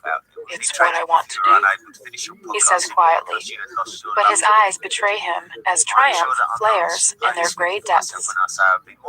It's like he's won the World Series or the Super Bowl. Oh my 50. You make me feel cherished. That's because you are, he murmurs, and my heart clenches. He clasps my hand and I wince. He releases me immediately, alarmed. The punch? He asks. His eyes frost as he scrutinizes mine, and his voice is laced with sudden anger. I slapped him. I didn't punch him. That fucker. I thought we dealt with this last night. I can't bear that he touched you. He didn't hurt me. He was just inappropriate. Christian, I'm okay. My hand's a little red, that's all. Surely you know what that's like? I smirk, and his expression changes to one of amused surprise. Why, Mrs. Gray, I am very familiar with that. His lips twist in amusement. I could reacquaint myself with that feeling this minute, should you so wish. Oh, stow your twitching palm, Mr. Gray. I stroke his face with my injured hand, my fingers caressing his sideburn. Gently, I tug the little hairs. It distracts him, and he takes my hand and plants a tender kiss in my palm. Miraculously, the pain disappears. Why didn't you tell me this hurt last night? I didn't really feel it last night. It's okay now. His eyes soften and his mouth twists. How are you feeling? Better than I deserve. That's quite a right arm you have there, Mrs. Gray. You do well to remember that, Mr. Gray. Oh, really? He rolls suddenly so that he's fully on top of me, pressing me into the mattress, holding my wrists above my head. He gazes down at me. I'd fight you any day, Mrs. Gray. In fact, subduing you in bed is a fantasy of mine. He kisses my throat. What? I thought you subdued me all the time. I gasp as he nibbles my earlobe. But I'd like some resistance. He murmurs, but wary as he gauges my reaction. Now? He shrugs, and I see the idea flit through his mind. He gives me his shy smile and nods again, slowly. Oh my. He's tense, lying on top of me, and his growing erection is digging tantalizingly into my soft, distracting me. What's this about? Brawling? Fantasy? Will he hurt me? My inner goddess shakes her head. Never. Is this what you meant about coming to bed angry? He nods once more, his eyes still wary.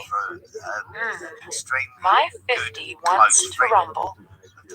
Don't bite your lip, he warns. Compliantly, I release my lips. I think you have me at a disadvantage, Mr. Gray. I bat my lashes and squirm provocatively beneath him. This could be fun. Disadvantage? Surely you've already got me where you want me. He smirks and presses his groin into mine once more. Good point, well made, Mrs. Gray. He whispers, and quickly kisses my lips. Abruptly, he shifts and takes me with him, rolling over so I'm straddling him. I grab his hands, pinning them to the side of his head, and ignore the protesting ache from my hand. My hair falls in a chestnut veil around us, and I move my head so that the strands tickle his face. He jerks his face away but doesn't try to stop me. So, you want to play rough? I ask, skimming my crotch over his. His mouth opens and he inhales sharply. Yes. He hisses, and I release him. Wait. I reach over for the glass of water beside the bed. Christian must have left it here. It's cool and sparkling. Too cool to have been sitting here for long, and I wonder when he came to bed. As I take a long draught, Christian trails his fingers in small circles up my thighs, leaving tingling skin in their wake before he cups and squeezes my naked behind. Taking a leaf from his impressive repertoire, I lean forward and kiss him, pouring clear, cool water into his mouth. He drinks. Very tasty, Mrs. Gray. He murmurs, sporting a boyish and playful grin. After placing the glass back on the bedside table, I remove his hands from my backside and pin them by his head once more. So, I'm supposed to be unwilling? I smirk. Yes. I'm not much of an actress. He grins. Surprise. I lean down and kiss him chastely. Okay, I'll play. I whisper, trailing my teeth along his jaw, feeling his prickly stubble beneath my teeth and my tongue. Christian makes a low, sexy sound in his throat and moves, tossing me onto the bed beside him. I cry out in surprise. Then he's on top of me, and I start to struggle as he makes a grab for my hands. Roughly, I place my hands on his chest, pushing with all my might, trying to move him, while he endeavors to pry my legs apart with his knees. I continue pushing at his chest. Jeez, he's heavy. But he doesn't flinch, doesn't freeze as he once might have. He's enjoying this. He attempts to grab my wrists and finally captures one, despite my valiant attempts to twist it free. It's my sore hand, so I surrender it to him. But I grab his hair with my other hand and pull hard. Ah! He yanks his head free and gazes down at me, his eyes wild and carnal. Savage, he whispers, his voice raised with salacious delight. In response to this one whisper, my body, fondling and feeling as it goes, tweaking me. When he tries to kiss me, I jerk my head to the side so he can't. Promptly, his insolent hand moves from the hem of my t-shirt up to my chin in place as he runs his teeth along my jaw, mirroring what I did to him earlier. Oh, baby, bite me, he murmurs. I want to resist him. I want him now, like I always do. Fervently return his kiss. I don't care that we're supposed to be playing some game. Desire, hot and hard, surges through my bloodstream, and I'm lost. Unhooking my ankles, I wrap my legs around his hips and use my heels to push his pajamas down over his behind. Anna, he breathes, and kisses me everywhere. And we're no longer wrestling, but all hands and tongues and touch and taste, quick and urgent. Skin, he murmurs hoarsely, his breathing labored. He drags me up and tugs off my t-shirt in one swift move. You, I whisper while I'm upright, because it's all I can think of to say. I seize the front of his pajamas and yank them down, freeing his erection. I grab and squeeze him. He's hard. The air whistles through his teeth as he inhales sharply, and I rub him, eyes blazing. Yes, here. I push my thumb into his mouth, and he sucks. I groan, grasp his head, and pull him down. Kiss him. Wrapping my legs around him, I push his pajamas off his legs with my feet, then cradle him with my legs around his waist. His lips trail from across my jaw to my chin, nipping softly. You're so beautiful. He dips his head lower to the base of my throat. Such beautiful skin. His breath is soft as his lips glide down to my breast. What? I am panting, confused, wanting, now waiting. I thought this was going to be quick.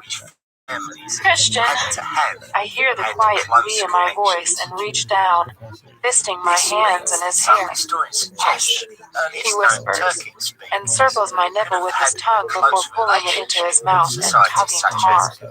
Ah! I moan and squirm, tilting my pelvis up to tempt him. He grins against my skin and turns his attention to my other breast. Impatient Mrs. Gray. He then sucks hard on my nipple. I tug his hair. He groans and peers up. I'll restrain you, he warns. Take me, I beg. All in good time, he murmurs against my skin. His hand travels down at an infuriatingly slow speed to my hip as he worships my nipple with his mouth. I moan loudly and shallow, and I try once more to entice him into me, rocking against this. I struggle and pins them down on the bed, my arms spread wide, and rests his full body weight on me, completely subduing me. I am breathless, wild.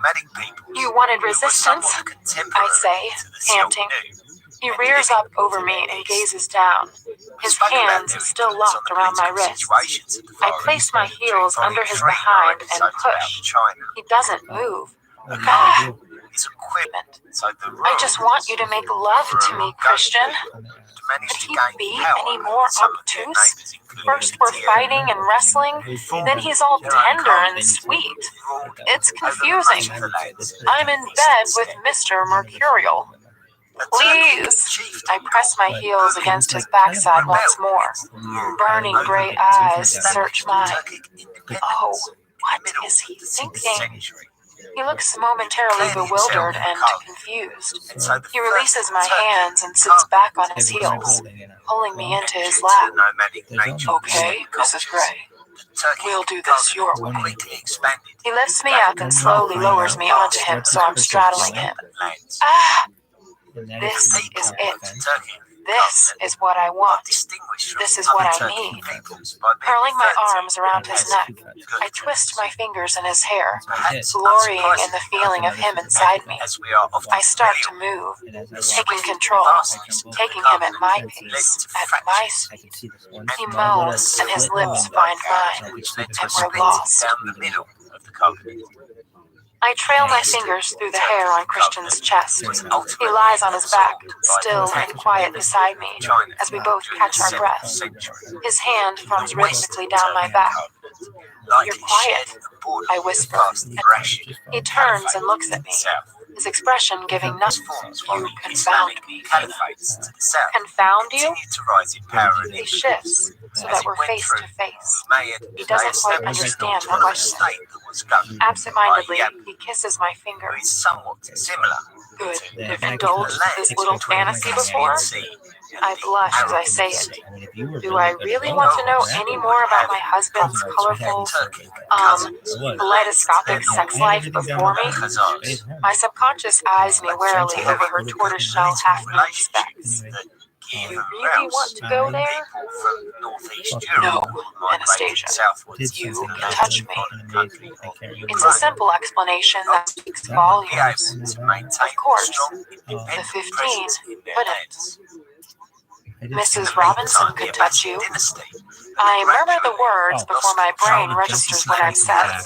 Shit, why did I mention her? He stills, his eyes widen with his, oh no, where's she going with this expression.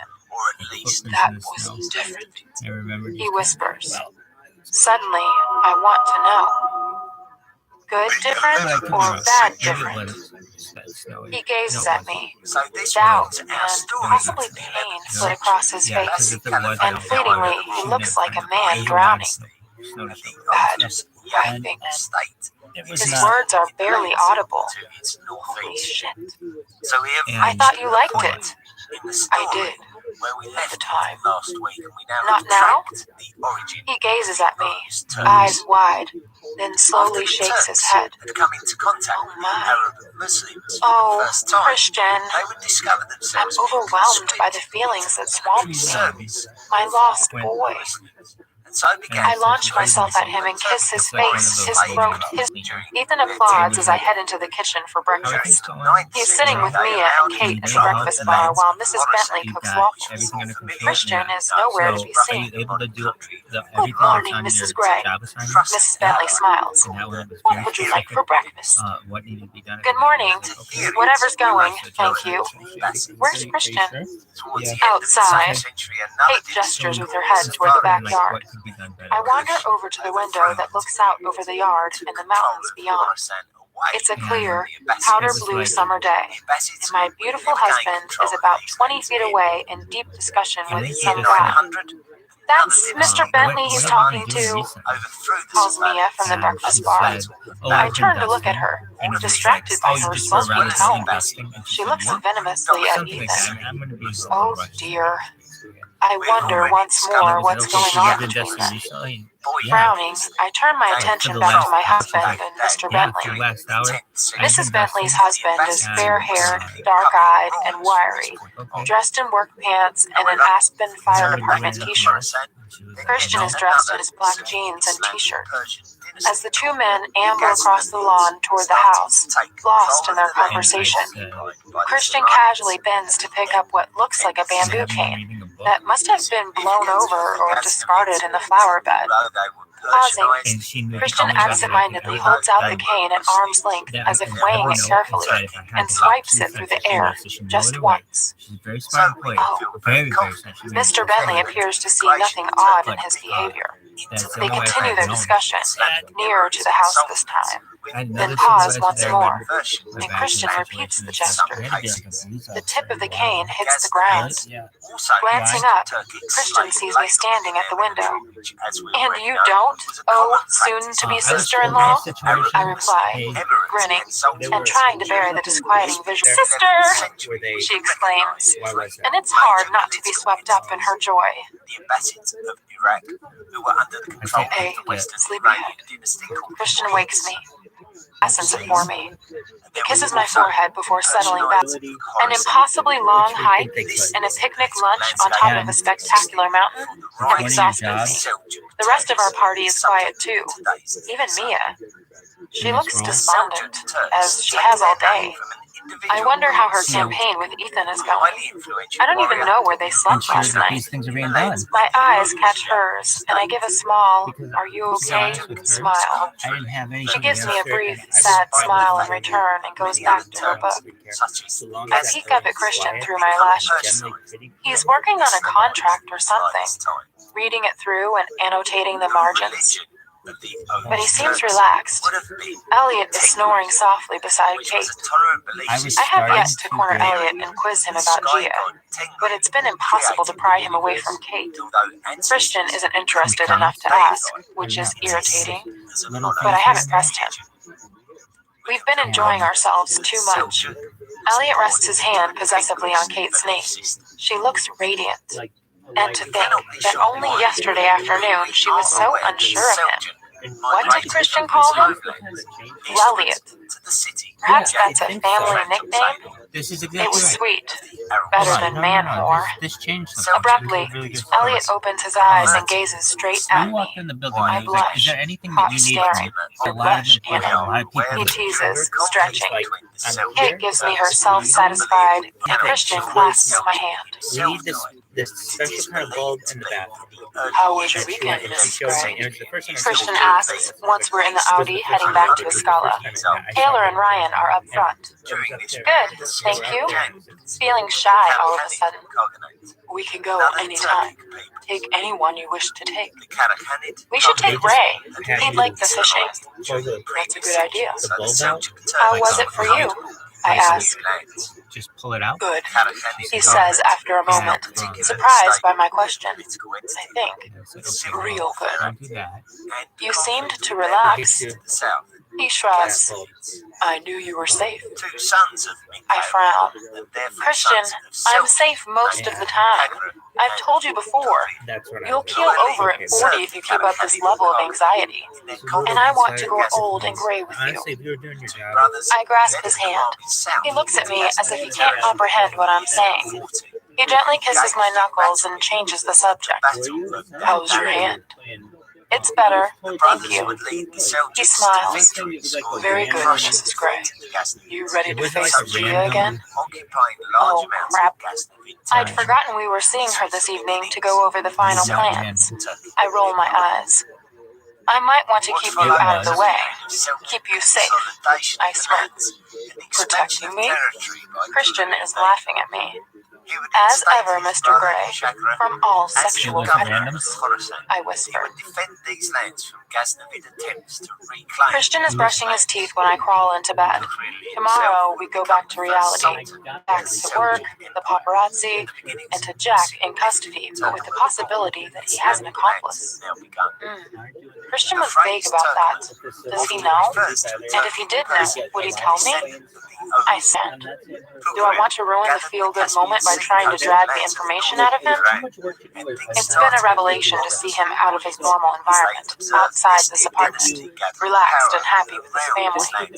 I wonder vaguely if it's because we're here in this apartment, with all its memories and associations, that it gets wound up. Maybe we should move. I snort.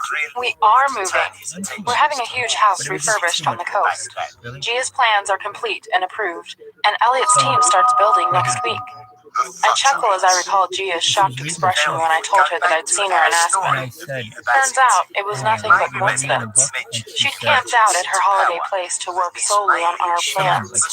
For one awful moment, I thought she'd had a hand in choosing the ring, but apparently not. But I still don't trust Gia. I want to hear the same story from Elliot. At least she kept her distance from Christian this time. I look out at the night sky. I will miss this view, this panoramic vista, Seattle at our feet, so full of possibilities, yet so far removed. Maybe that's Christian's problem. He's been too isolated from real life for too long. thanks to his self-imposed exile. Yet, with his family around him, he is less controlling, less anxious, freer, happier. I wonder what Flynn would make of all that. Holy crap, maybe that's the answer. Maybe he needs his own family. I shake my head in denial. We're too young, too new to all this. Christian strides into the room, looking his usual gorgeous but pensive self. Everything okay? I ask. He nods distractedly as he climbs into bed. I'm not looking forward to going back to reality, I murmur. No? I shake my head and caress his lovely face. I had a wonderful weekend. Thank you. He smiles softly. You're my reality, Anna. He murmurs and kisses me. Do you miss it? Miss what? He asks, perplexed. You know, the caning stuff. I whisper, embarrassed. He stares at me, his gaze impassive. Then doubt crosses his face. His "where is she going with this" look. No, Anastasia, I don't. His voice is steady and quiet. He caresses my cheek. Dr. Flynn said something to me when you left. Something that stayed with me. He said I couldn't be that way if you weren't so inclined. It was a revelation. He stops and frowns. I didn't know any other way, Anna. Now I do. It's been educational. Me? Educate you? I scoff. His eyes soften. Do you miss it? He asks. Oh. I don't want you to hurt me, but I like to play, Christian. You know that. If you wanted to do something... I shrug, gazing at him. Something? You know, with the flogger or your craft? I stop, blushing. He raises his brow, surprised. Well, we'll see. Right now, I'd like some good old-fashioned vanilla. His thumb skirts my bottom lip. He kisses me once more. From Anastasia Gray. Subject: Good morning. Date: August 29th, 2011. 9:14. To Christian Gray. Mr. Gray, I just wanted to tell you that I love you. That is all. Yours always. A.X. Anastasia Gray, Editor, S.I.C. From Christian Gray. Subject: Vanishing Monday Blues. Date: August 29th, 2011. 9:18. To Anastasia Gray. Mrs. Gray, what gratifying words to hear from one's wife, errant or not, on a Monday morning. Let me assure you that I feel exactly the same way. Sorry about the dinner this evening. I hope it won't be too tedious for you. X. Christian Gray, CEO, Gray Enterprises Holdings, Inc. Oh yes, the American Shipbuilding Association dinner. I roll my eyes. More stuffed shirts. Christian really does take me to the most fascinating functions. From Anastasia Gray. Subject: Ships that pass the night. Date: August 29th, 2011. 9:26. To Christian Gray. Dear Mr. Gray, I'm sure you can think of a way to spice up the dinner. Yours in anticipation, Mrs. G. X. Anastasia, non-errant, Gray. Editor, S.I.P. From Christian Gray. Subject: Variety is the spice of life. Date: August 29th, 2011. 9:35. To Anastasia Gray. Mrs. Gray, I have a few ideas. X. Christian Gray. CEO, Gray Enterprises Holdings, now impatient for the ASA dinner, Inc. All the muscles in my belly clench. I wonder what he'll dream up. Hannah knocks on the door, interrupting my reverie. Ready to go through your schedule for this week, Anna? Sure. Sit. I smile, recovering my equilibrium, and minimize my email program. I've had to move a couple of appointments. Mr. Fox next week, and Dr. My phone rings, interrupting her. It's Roach. He asks me up to his office. Can we pick this up in 20 minutes? Of course. From Christian Grey. Subject, last night. Date, August 30th, 2011, 9:24. To Anastasia Gray. Was fun.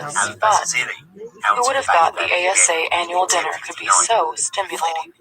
As ever, you never disappoint, Mrs. Gray. I love you. X. Christian Gray. In awe, CEO, Gray Enterprises Holdings, Inc. From Anastasia Gray. Subject, I love a good ball game. Date, August 30th, 2011, 9:33. To Christian Gray. Dear Mr. Gray, I had missed the silver balls. Hannah taps on my door, interrupting my erotic thoughts of the previous evening. Christian's hands, his mouth. Come in. Hannah, Mr. Roach's PA just called. He'd like you to attend a meeting this morning. It means I have to move some of your appointments again. Is that okay? His tongue. Sure, yes, I mutter, trying to halt my wayward thoughts. She grins and ducks out of my office, leaving me with my delicious memory of last night. From Christian Gray. Subject, hide. Date, September 1st, 2011, 15:24. To Anastasia Gray. Anastasia, for your information, Hyde has been refused bail and remanded in custody. He's charged with attempted kidnapping and arson. As yet, no date has been set for the trial. Christian Gray, CEO, Gray Enterprises Holdings, Inc. From Anastasia Gray. Subject, Hyde. Date, September 1st, 2011, 15:53. To Christian Gray. That's good news. Does this mean you'll lighten up on security? I really don't see eye to eye with Prescott. Anna, X. Anastasia Gray. Editor, SIP. From Christian Gray. Subject, Hyde. Date, September 1st, 2011, 15:59. To Anastasia Gray. No, security will remain in place. No arguments. What's wrong with Prescott? If you don't like her, we'll replace her. Christian Gray. CEO, Gray Enterprises Holdings, Inc. I scowl at his high-handed email. Prescott isn't that bad. From Anastasia Gray. Subject, keep your hair on. Date, September 1st, 2011, 16:03. To Christian Gray. I was just asking, rolls eyes, and I'll think about Prescott. Stow that twitchy palm. Anna, X. Anastasia Gray, Editor, SIP. From Christian Gray. Subject, don't tempt me. Date, September 1st, 2011, 16:11. To Anastasia Gray. I can assure you, Mrs. Gray, that my hair is very firmly attached. Has this not been demonstrated often enough by your good self? My palm, however, is twitching. I might do something about that tonight. X. Christian Gray. Not bald yet, CEO. Gray Enterprises Holdings, Inc. From Anastasia Gray. Subject, squirm. Date, September 1st, 2011, 16:20. To Christian Gray. Promises, promises. Now stop pestering me. I am trying to work. I have an impromptu meeting with an author. We'll try not to be distracted by thoughts of you during the meeting. A. X. Anastasia Gray, Editor, SIP. From Anastasia Gray. Subject, sailing and soaring and spanking. Date, September 5th, 2011, 9:18. To Christian Gray. Husband, you sure know how to show a girl a good time. I shall of course be expecting this kind of treatment every weekend. You are spoiling me. I love it. Your wife, XOX. Anastasia Gray, Editor, SIP. From Christian Gray. Subject, my life's mission. Date, September 5th, 2011, 9:25. To Anastasia Gray. is to spoil you, Mrs. Gray, and keep you safe because I love you. Christian Gray, Smitten, CEO, Gray Enterprises Holdings, Inc. Oh my. Could he be any more romantic? From Anastasia Gray. Subject, my life's mission. Date, September 5th, 2011. 9:33. To Christian Gray. Is to let you, because I love you too. Now stop being so sappy. You are making me cry. Anastasia Gray, equally smitten editor, SIP. The following day, I gaze at the calendar on my desk. Only 5 days until September 10th, my birthday. I know we are driving out to the house to see how Elliot and his crew are progressing. I wonder if Christian has any other plans. I smile at the thought. Hannah taps on my door. Come in. Prescott is hovering outside. Odd. Hi, Anna, says Hannah. There's a Layla Williams here to see you. She says it's personal. Layla Williams? I don't know her. My mouth goes dry, and Hannah's eyes widen at my expression. Layla? What does she want? Chapter 16. Do you want me to send her away? Hannah asks, alarmed at my expression. No. Where is she? In reception. She's not alone. She's accompanied by another young woman. Oh. And Miss Prescott wants to talk to you, Hannah adds. I'm sure she does. Send her in. Hannah stands aside, and Prescott enters my office. She's on a mission, bristling with professional efficiency. Give me a moment, Hannah. Prescott, take a seat. Hannah closes the door, leaving Prescott and me alone. Mrs. Gray, Layla Williams is on your prescribed list of visitors. What? I have a proscribed list? On our watch list, ma'am. Taylor and Welch have been quite specific about not letting her come into contact with you.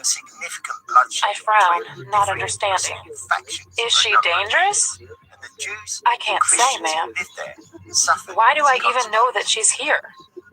Prescott swallows and, for a moment, looks awkward. I was on a restroom break. She came in, spoke directly to Claire, and Claire called Hannah. Oh, I see. I realize that even Prescott has to pee, and I laugh. Oh dear. Yes, ma'am. Prescott gives me an embarrassed grin, and it's the first time I've seen a chink in her armor. She has a lovely smile. I need to talk to Claire about protocol again, she says, her tone weary. Sure. Does Taylor know she's here? I cross my fingers unconsciously, hoping she hasn't told Christian. I left a brief voice message for him. Oh. Then I only have a short time. I'd like to know what she wants. Prescott gazes at me for a moment.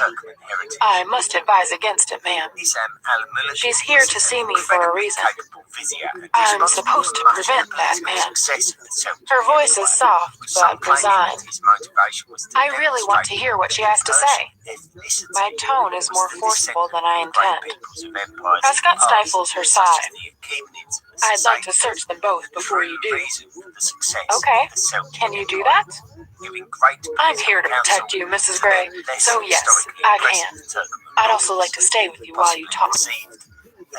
Okay. I'll grant her this concession. Besides, last time I met Layla, she was armed. Go ahead. Prescott rises. Hannah, I call. Hannah opens the door too quickly. She must have been hovering outside. Can you check to see if the meeting room is free, please? I already have, and it's good to go. Prescott, can you search them in there? Is it private enough? Yes, ma'am. I'll be there in 5 minutes then. Hannah, show Layla Williams and whomever she's with into the meeting room. Will do. Hannah looks anxiously from Prescott to me. Shall I cancel your next meeting? It's at 4, but it's across town. Yes, I murmur, distracted. Hannah nods and then leaves. What the hell does Layla want? I don't think she's here to do me any harm. She didn't in the past when she had the opportunity. Christian is going to go nuts. My subconscious purses her lips, firmly crosses her legs, and nods. I need to tell him that I am doing this. I type a quick email, then pause, checking the time. I feel a momentary pang of regret. We've been getting along so well since Aspen. I press send. From Anastasia Gray. Subject, visitors. Date, September 6, 2011, 15:27. To Christian Gray. Christian, Layla is here to see me. I will see her with Prescott. I'll use my newly acquired slapping skills with my now healed hand, should I need to. Try, and I mean try, not to worry. I am a big girl. We'll call once we've spoken. A. X. Anastasia Gray, editor, SIP. Hurriedly, I hide my BlackBerry in my desk drawer. I stand, smoothing my gray pencil skirt over my hips, pinch my cheeks to give them some color, and undo the next button on my gray elk blouse. Okay, I'm ready. After taking a deep breath, I head out of my office to meet the infamous Layla, ignoring "Your love is king" humming gently from inside my desk. Layla looks much better, more than better. She's very attractive. There's a rosy bloom to her cheeks, a pale pink blouse and white pants. She stands as soon as I enter the meeting room, as does her friend, another dark-haired young woman with soft brown eyes, the color of brandy. Prescott hovers in the corner, not taking her eyes off Layla. Mrs. Gray, thank you so much for seeing me. Layla's voice is soft but clear. Sorry about the security, I mutter, because I cannot think what else to say. I wave a hand distractedly at Prescott.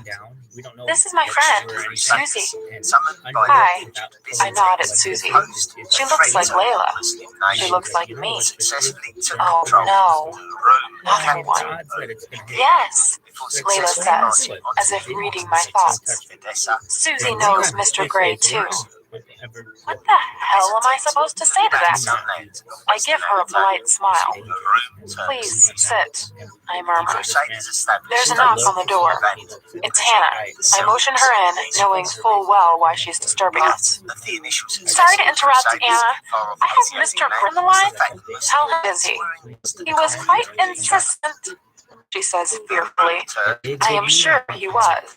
Would you apologize to him and say I'll call back very shortly? Hannah hesitates. Hannah, please? She nods, scurries out of the room. I turn back to the two women sitting in front of me. They are both staring at me in awe. It's uncomfortable. What can I do for you? I ask. Susie speaks. I know this is all kinds of weird, but I wanted to meet you too. The woman who captured Chris. I hold up my hand, stopping her in mid-sentence. I do not want to hear this. I get the picture, I mutter. We call ourselves the Sub Club. She grins at me, her eyes shining with mirth. Oh my God. Layla gasps and gapes at Susie, at once amused and appalled. Susie winces. I suspect Layla's kicked her under the table. What the hell am I supposed to say to that? I glance nervously at Prescott, who remains impassive, her eyes never leaving Layla. Susie seems to remember herself. She blushes, then nods and stands. I'll wait in reception. This is Lulu's show. I can tell she's embarrassed. Lulu? You'll be okay? She asks Layla, who smiles up at her. Susie gives me a large, open, genuine smile and exits the room. Susie and Christian. It's not a thought I wish to dwell on. Prescott takes her phone out of her pocket and answers it. I didn't hear it ring. Mr. Gray, she says. Layla and I turn to look at her. Prescott closes her eyes as if in pain. Yes, sir, she says, stepping forward, and hands me the phone. I roll my eyes. Christian, I murmur, trying to contain my exasperation. I stand and stride briskly out of the room. What the fuck are you playing at? He shouts. He's seething. Don't shout at me. What do you mean, don't shout at you? He shouts, louder this time. I gave specific instructions which you have completely disregarded. Again. Hell, Anna, I am fucking furious. When you are calmer, we will talk about this. Don't you hang up on me, he hisses. Goodbye, Christian. I hang up and switch off Prescott's phone. Holy shit. I don't have long with Layla. Taking a deep breath, I re-enter the meeting room. Both Layla and Prescott look up at me expectantly, and I hand Prescott her phone. Where were we? I ask Layla as I sit back down opposite her. Her eyes widen slightly. Yes, apparently I handle him, I want to say to her. But I don't think she wants to hear that. Layla fiddles nervously with the ends of her hair. First, I wanted to apologize, she says softly. Oh. She glances up and registers my surprise. Yes, she says quickly. And to thank you for not pressing charges, you know, for your car and in your apartment. I know you weren't, well, I murmur, reeling. I hadn't expected an apology. No, I wasn't. You're feeling better now? I ask gently. Much. Thank you. Does your doctor know you're here? She shakes her head. Oh, she looks suitably guilty. I know I'll have to deal with the fallout for this later, but I had to get some things, and I wanted to see Susie, and you, and Mr. Gray. You want to see Christian? My stomach free-falls to the floor. That's why she's here. Yes, I wanted to ask you if that would be okay. Holy fuck. I gape at her, and I want to tell her that it's not okay. I don't want her anywhere near my husband. Why is she here?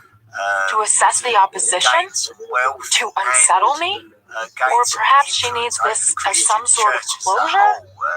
Layla, I flounder, exasperated. It's not up to me. It's up to Christian. You'll need to ask him. He doesn't need my permission. He's a grown man.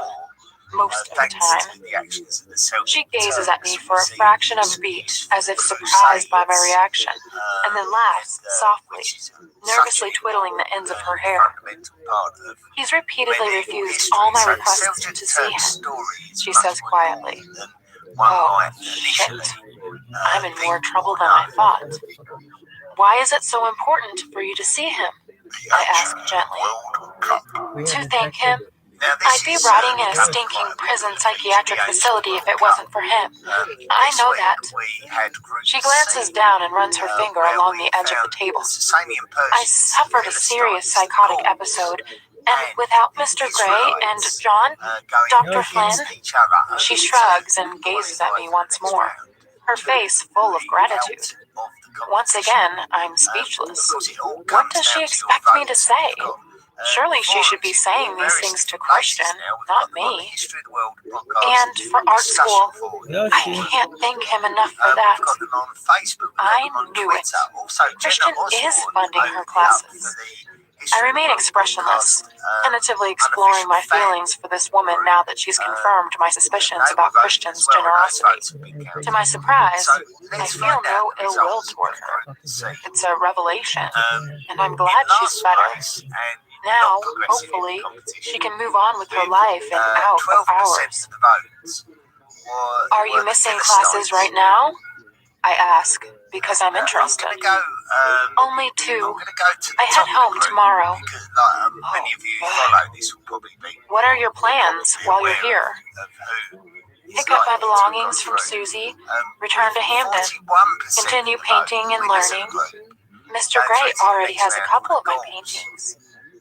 What the hell? My stomach plunges into the basement once more. Are they hanging in my living room? I bridle at the thought. What sort of painting do you do? Abstracts, mainly. I see. My mind flits through the now familiar paintings in the great room. 2 by his ex-sub, possibly. Mrs. Gray, can I speak frankly?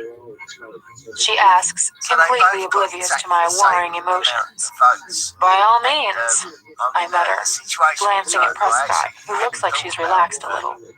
Layla leans forward as if to impart a long-held secret. I loved Jeff, my boyfriend, who died earlier this year. Her voice drops to a sad whisper. Holy shit, she's getting personal. I'm so sorry, I mutter automatically, but she continues as if she hasn't heard me. I loved my husband. And one other, she murmurs. My husband. The words are out of my mouth before I can stop them. Yes, she mouths the word. This is not news to me. When she lifts her brown eyes to mine, they are wide with conflicting emotions, and the overriding one seems to be apprehension. Of my reaction, perhaps? But my overwhelming response to this poor young woman is compassion. Mentally, I run through all the classical literature I can think of that deals with unrequited love. Swallowing hard, I clutch the moral high ground. I know. He's very easy to love, I whisper. Her eyes widen further in surprise, and she smiles. Yes, he is. Was. She corrects herself quickly and blushes. Then she giggles so sweetly that I can't help myself. I giggle too. Yes. Christian Grey makes us giggly. My subconscious rolls her eyes at me in despair and goes back to reading her dog-eared copy of Jane Eyre. I glance at my watch. Deep down, I know Christian will be here soon. You'll get your chance to see Christian. I thought I would. I know how protective he can be. She smiles. So this is her scheme. She's very shrewd. Or manipulative, whispers my subconscious. This is why you're here to see me? Yes. I see. And Christian is playing right into her hands. Reluctantly, I have to acknowledge that she knows him well. He seemed very happy with you, she says. What? How would you know? From when I was in the apartment? She adds cautiously. Oh, hell. How could I forget that? Were you there often? No, but he was very different with you. Do I want to hear this? A shudder runs through me. My scalp prickles as I recall my fear when she was the unseen shadow in our apartment. You know it's against the law. Trespassing? She nods, gazing down at the table. She runs a fingernail along the edge. It was only a few times, and I was lucky not to get caught. Again, I need to thank Mr. Gray for that. He could have had me thrown in jail. I don't think he'd do that, I murmur. Suddenly, there is a flurry of activity outside the meeting room, and instinctively I know that Christian is in the building. A moment later, he bursts through the door, and before he closes it, I catch Taylor's eye as he stands patiently outside. Taylor's mouth is set in a grim line, and he doesn't return my tight smile. Oh, hell, even he's mad at me. Christian's burning gray gaze pins first me, then Layla to our chairs. His demeanor is quietly determined, but I know better, and I suspect Layla does too. The menacing cool glint of his eyes reveals the truth. He's emanating rage, though he hides it well. In his gray suit, with his dark tie loosened and the top button of his white shirt undone, he looks at once businesslike and casual, and hot. His hair is in disarray, no doubt because he's been running his hands through it in exasperation. Layla looks nervously down at the edge of the table, running her index finger along the edge again as Christian looks from me to her and then to Prescott. You, he says to Prescott in a soft tone. You're fired. Get out, now. I blanch. Oh no, this isn't fair. Christian, I make to stand up. He holds his index finger up at me in warning. Don't, he says, his voice so ominously quiet that I'm immediately silenced and rooted to my seat. Bowing her head, Prescott walks briskly out of the room to join Taylor. Christian shuts the door behind her and walks to the edge of the table. Crap. That was my fault. Christian stands opposite Layla, and, placing both hands on the wooden surface, he leans forward. What the fuck are you doing here? He growls at her. Christian! I gasp. He ignores me. Well? He demands. Layla peeks up at him through long lashes, her eyes wide, her face ashen, her rosy glow gone. I wanted to see you, and you wouldn't let me, she whispers. So you came here to harass my wife? His voice is quiet, too quiet. Layla looks down at the table again. He stands, glowering at her. Layla, if you come anywhere near my wife again, I will cut off all support. Doctors, art school, medical insurance, all of it. Gone. Do you understand? Christian, I try again, but he silences me with a chilling look. Why is he being so unreasonable? My compassion for this sad woman blooms. Yes, she says, her voice just audible. What's Susanna doing in reception? She came with me. He runs a hand through his hair, glaring at her. Christian, please, I beg him. Layla just wants to say thank you, that's all. He ignores me, concentrating his wrath on Layla. Did you stay with Susanna while you were sick? Yes. Did she know what you were doing while you were staying with her? No, she was away on vacation. He strokes his index finger over his lower lip. Why do you need to see me? You know you should send any requests to your friend. Do you need something? His tone has softened, maybe by a fraction. Layla runs her finger along the edge of the table again. Stop bullying her, Christian. I had to know.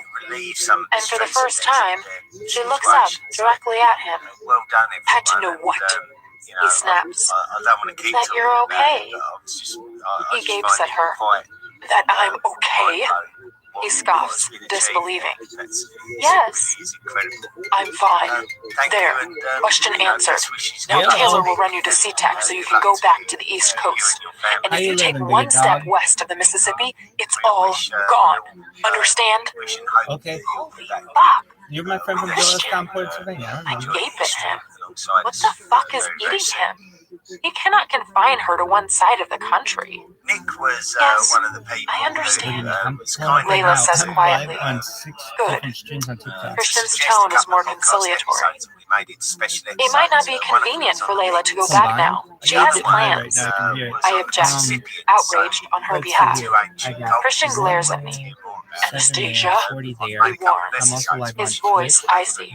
This does not concern you. I scowl. Of course it concerns me. She's in my office. There must be more to this than I know. He's not being rational. 50 shades, my subconscious hisses at me. Layla came to see me, not you, I murmur petulantly. Layla turns to me, her eyes impossibly wide. I had my instructions, Mrs. Gray. I disobeyed them. She Gray, I know, she says, her tone sad and wistful. Christian frowns at her, while all the breath evaporates from my lungs. I can't breathe. Was Christian like this with her all the time? Was he like this with me at first? I find it hard to remember.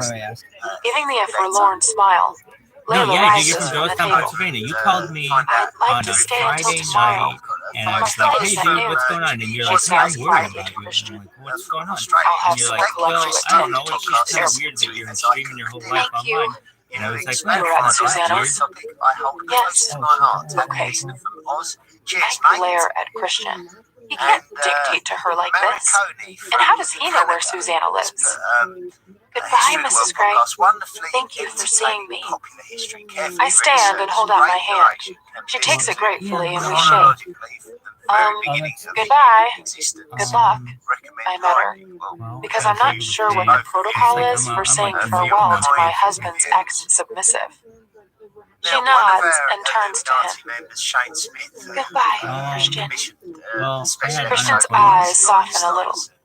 Goodbye, Layla. His voice is low. Dr. Flint. No, I just ran out. Then Yes, I got a sir. check for my tax. He opens the door to usher her out, next month, but she hopefully. halts in front of him and looks up. Then I sold my car. He stills, watching her warily. I'm glad you're I happy. already sold my car. You So deserve I to got be, like $17,000. she says, and leaves before he can reply. He frowns after her, then nods to Taylor, who follows Layla toward the reception area. If I can't pay rent, Closing the door, the keys, Christian gazes and uncertainly at we me. agreed on that Don't price. even think about being angry with me. He knows I what I'm doing, hiss. that I'm just Call giving my Claude life Bastille away. and kick the shit out of him, or go see Flynn. And it's the His biggest mouth thing in drops global open. history. He's surprised by my outburst, and his brow creases once more. It's just one of those things. You like, promised it's you would do this. slow, but Now his it's tone gonna is be- considerate. I told you she was here. I was only doing what I asked. I told you not to worry, yet here you are. I don't remember receiving your papal bull decreeing that I couldn't see Layla. I didn't know that my visitors were subject to a proscribed list. No, I didn't. My voice rises with indignation as I warm to my cause.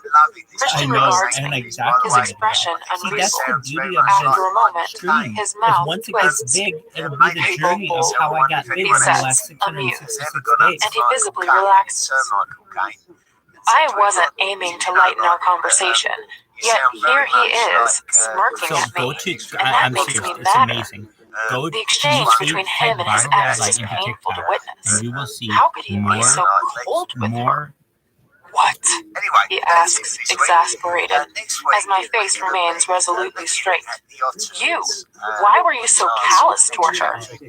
He sighs and shifts, stepping toward me and perching on the table. Underscore Anesthesia? 001 or He underscore says, 1, as if 2, to a 3, 4, child. 5, 6, 7, You 8, don't 9. understand.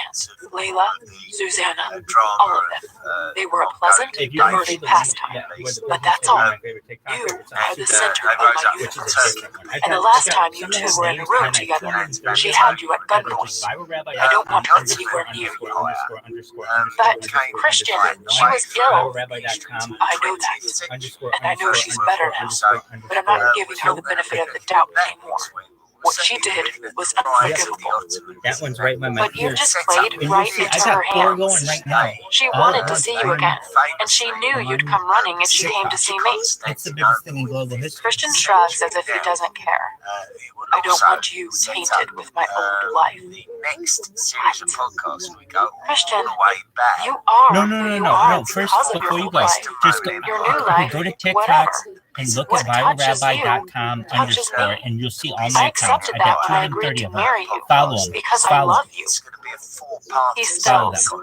I know he finds it hard to hear this. No, you're She going to didn't get hurt me. inundated with them all. She Follow loves them all, you my too. mom. Hey, it was a pleasure I don't talking to you. give a I hope fuck. everything goes well for you. Layla's words rattle around my head. Well, it's like doing His reaction to her was so cold, so much at odds with the man I've come to know and love. I frowned, recalling the remorse he felt when she had her breakdown, when he thought he might in some way be responsible for her pain. I swallow, remembering too that he bathed her. My stomach twists painfully at the thought, and bile rises in my throat. How can he say he doesn't care about her? He did back then. What's changed? Sometimes, like now, I just don't understand him. He operates on a level far, far removed from mine. Why are you championing her cause all of a sudden? He asks, mystified and irritable. Look, Christian, I don't think Layla and I will be swapping recipes and knitting patterns anytime soon. But I didn't think he'd be so heartless to her. His eyes frost. I told you once, I don't have a heart. He mutters. I roll my eyes. Oh, now he is being adolescent. That's just not true, Christian. You're being ridiculous. You do care about her. You wouldn't be paying for art classes and the rest of that stuff if you didn't. Suddenly, it's my lifetime ambition to make him realize this. It's painstakingly obvious that he cares, Why does he deny it? It's like his feelings for his birth mother. Oh shit. Episode 5. Of course. The Rise. His feelings for Layla and his other submissives are tangled up with his feelings for his mother. I like to whip little brown-haired girls like you because you all look like the cracked hill. No wonder he's so mad. I sigh and shake my head. Paging Dr. Flynn, please. How could he not see this? My heart swells for him momentarily. My lost boy. Why is it so hard for him to get back in touch with the humanity, the compassion he showed Layla when she had her breakdown? He glares at me, his eyes glittering with anger. This discussion is over. Let's go home. I glance at my watch. It's 4:23. I have work to do. It's too early, I mutter. Oh, he insists. You're so good. Christian, my voice is weary. I'm tired of having the same argument with you. He frowns as if he doesn't understand. You know, I elucidate. I do something you don't like, and you think of some way to get back at me, usually involving some of your kinky fuckery, which is either mind-blowing or cruel. I shrug, resigned. This is exhausting and confusing. Mind-blowing? He asks. What? Usually, yes. What was mind-blowing? He asks, his eyes now shimmering with amused, sensual curiosity. And I know he's trying to distract me. Crap! I do not want to discuss this in SIP's meeting room. My subconscious examines her finely manicured nails with disdain. Shouldn't have brought the subject up then. You know, I blush, irritated with both him and myself. I can guess. He whispers, holy crap, I'm trying to castigate him, and he's confounding me. Christian, I like to please you. He delicately traces his thumb over my bottom lip. You do, I acknowledge, my voice a whisper. I know, he says softly. He leans forward and whispers in my ear. It's the one thing I do. Oh, he smells good. He leans back and gazes down at me. His lips curled in an arrogant, I so own you smile. Pursing my lips, I strive to appear unaffected by his touch. He is so artful at diverting me from anything painful or anything he doesn't want to address. And you let him, my subconscious pipes up unhelpfully, gazing over her copy of Jane Eyre. What was mind-blowing, Anastasia? He prompts, a wicked gleam in his eye. You want the list? Anne is exhausting. Well, the handcuffs, I mumble, my mind catapulting back to our honeymoon. He furrows his brow and grasps my hand, tracing the pulse point on my wrist with his thumb. I don't want to mark you. Oh. His lips curl in a slow, carnal smile. Come home. His tone is seductive. I have work to do. Home, he says, more insistent. We gaze at each other, molten gray into bewildered blue, testing each other, testing our boundaries and our wills. I search his eyes for some understanding, trying to fathom how this man can go from raging control freak to seductive lover in one breath. His eyes grow larger and darker, his intention clear. Softly, he caresses my cheek. We could stay here. His voice is low and husky. Oh, no. No. Not in the office. Christian, I don't want to have sex here. Your mistress has just been in